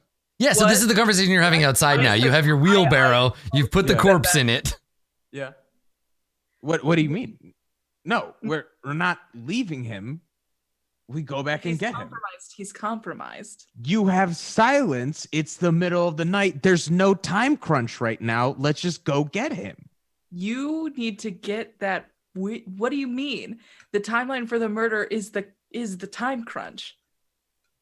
When we're investigating, any fucking backtracking that we have to do is a problem. Yeah. You just got out of the house. No one in the house noticed you. If you go back in, chances are you might get caught again. But we're stealthy. We're not. You know what else is going to get us caught? Winnegar. Oh my God. The horrible thing here is that if Winnegar can't escape and it's like a soundproof room, Yeah. and only Ironclad knows about it, Winnegar will die of thirst. And someday, when someone else buys this house and renovates, they will find a Vidalcan skeleton in the antechamber to a secret room, probably full of like weird Jace Beleren related sex paraphernalia. Wow, you're going to be on the best episode of House Hunters ever. This room, yeah, and it's literally it would become like Castaway, right? I'm talking to Wilson. I name the ornithopter. Yeah, the broken ornithopter. Wilson. Yeah, I name it Wilson. Get a pencil and find the little hole at the bottom of the ornithopter and just reset it. Well, that was scary. It scared me. It scared me too. That's my doorbell. on your doorstep, Winnegar. That's right. The Azorius are coming. So I guess the question is, we cut back to Winnegar. Winnegar, do you want to make a second guess? I think I would hold out thinking that they would come and get me. Like if it's only been like a couple minutes. What a perfect shot to end on too. That like, I'll be okay. My friends will come and get me. They will. They're coming. I swear. Or just me. Yeah, or maybe just Torgor. So let's close on that. We'll kind of cliffhanger it. So Winnegar is trapped in the closet, and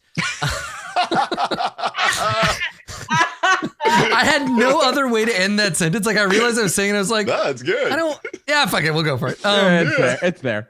So, and so Torgor and Rode are outside in the rain arguing about whether or not to go back and try to save Winnegar. Meanwhile, the dead man's wife and child are asleep in their house, and somewhere in Precinct 4, probably, there are some Orzhov who are like, oh, time to go collect, getting ready to go and deal with things. So excellent. Cool. We'll put a pin in it there, and next episode we will figure out what happens.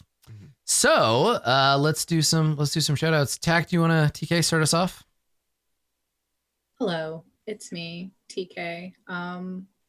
This is pretty much all I do now.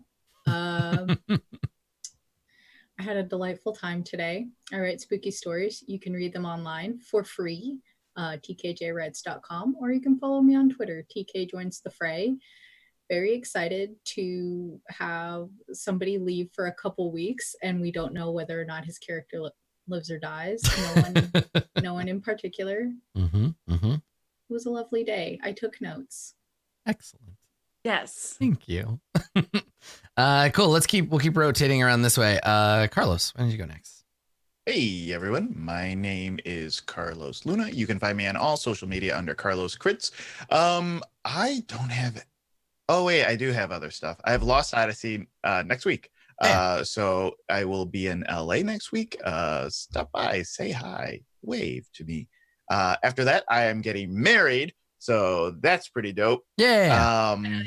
Yeah, it's so funny. We started receiving gifts, and Serena keeps calling them donations. And I'm like, no, sweetie, they are gifts. Wedding donations.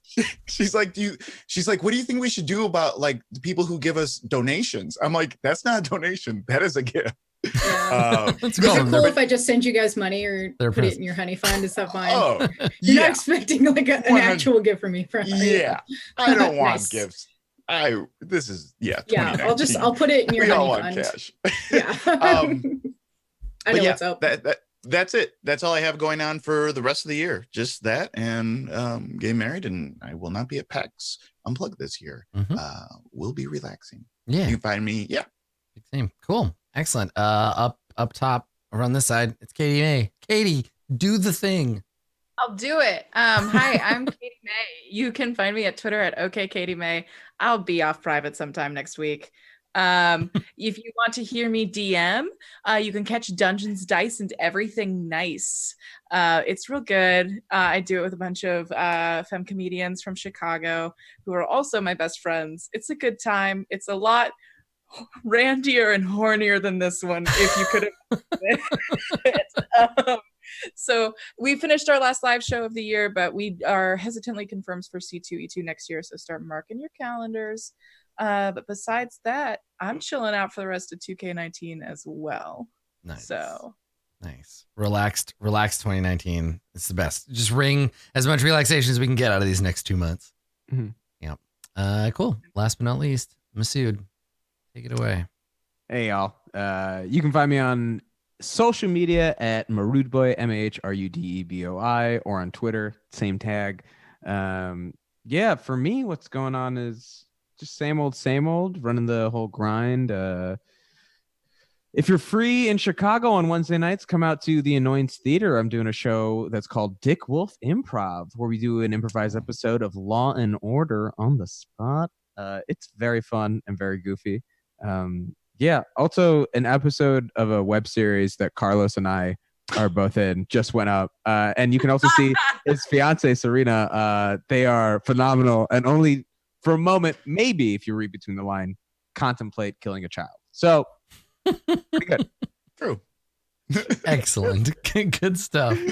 Cool. Well, that's it for us. I will give out XP so the chat stops yelling at me. Week. And then I wanted to ask Carlos, let's do XP and then we'll talk about that. So Cool. Experience points. Did you learn something about Jace Beleren, his conspirators, or servants? Yes. Yeah. Shirtless Zoom call. You learned that. Required. Standard at this company. Relationship of some kind with Vraska. There's a boat and a jungle and there's a connection there somehow. I was not there for that, so I am not going to give myself experience for that. I don't know what the fuck's going on. Okay. Did you express a unique aspect of your class, race, or background? I feel like I did. I think you did too. My thieves' cant. I agree. Did you express your connection to your guild in a meaningful way? I saw Road do this. I know why you were first to the desk. I know why. I understand. Yep. Yeah.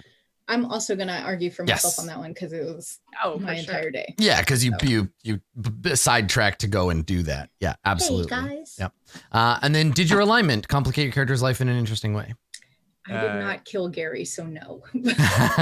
Yes, because now Road and I are fighting on whether. Yeah, I feel like we're in the middle of that. I like Right. that. Yeah, you're in the midst of that. So yeah, definitely. Yeah, definitely mark that one for sure. Okay. Cool.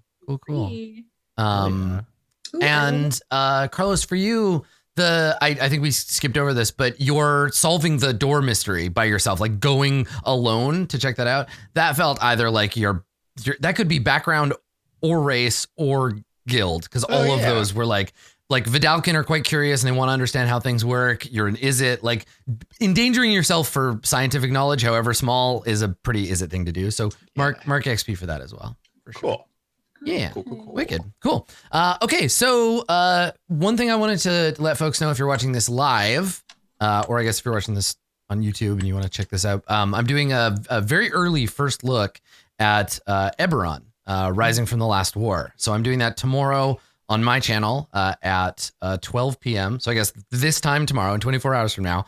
So we're going to take a full deep dive look at the new Marketplace edition of that book. So if you're interested in checking it out, getting an early sneak peek at some D&D stuff, come on over to twitch.tv/AdamKoebel tomorrow at noon to check that out. Are real good. I've watched them. They're very, very good. I'm glad. Yeah. Thank you. Yeah, they're fun. It's like a review, but I don't have to do any preparation. I just get to look at the book and be like, this is me reading it for the first time. So yeah, so we're going to do that with Eberron. I'm going to take a look and see what kind of cool stuff that has. And then, Carlos, do we want to talk about the future thing? Should we announce that? Yeah, let's talk do about it. It starts next week, right? Mm-hmm, The 13th, 20th, and 27th. So the next 3 episodes of Jace Beleren Must Die will be, we're going to do a 3-part one-shot, I guess. Yeah, a little mini series. Yeah. So we're going to Eberron. Yeah, we're gonna take a 3-week break from the intrigues of Ravnica. We're gonna make up some new characters. We're gonna go to Eberron. We're gonna play around over there for a bit, and then we'll come back to Ravnica and definitely finish off Jace Beleren. Absolutely. We were so close today, guys. Yeah, we very close. I mean, that's why we really have to stretch it. We're really trying to stretch it out at this point. Yeah, we wanted to add some more time. Yeah, it's a slow burn at this point, and it'll feel so much more satisfying when we definitely kill him in 3 weeks. Yeah, definitely, 100%. Exactly. So sometime between tomorrow, when I get my first look, and the 13th, where we do the episode, sometime in that period, I'll do some GM prep stuff on stream. Probably talk a little bit about my plans for the 3-shot and how that's going to work. So keep an eye on Roll20's Twitter and on my own. And if you miss any of that stuff, it'll end up in that place. It'll end up where you expect to find it. So, So we'll also have another cast member as well. That's right. Yeah. Because I'll be out next week, and then I'll be out for my wedding.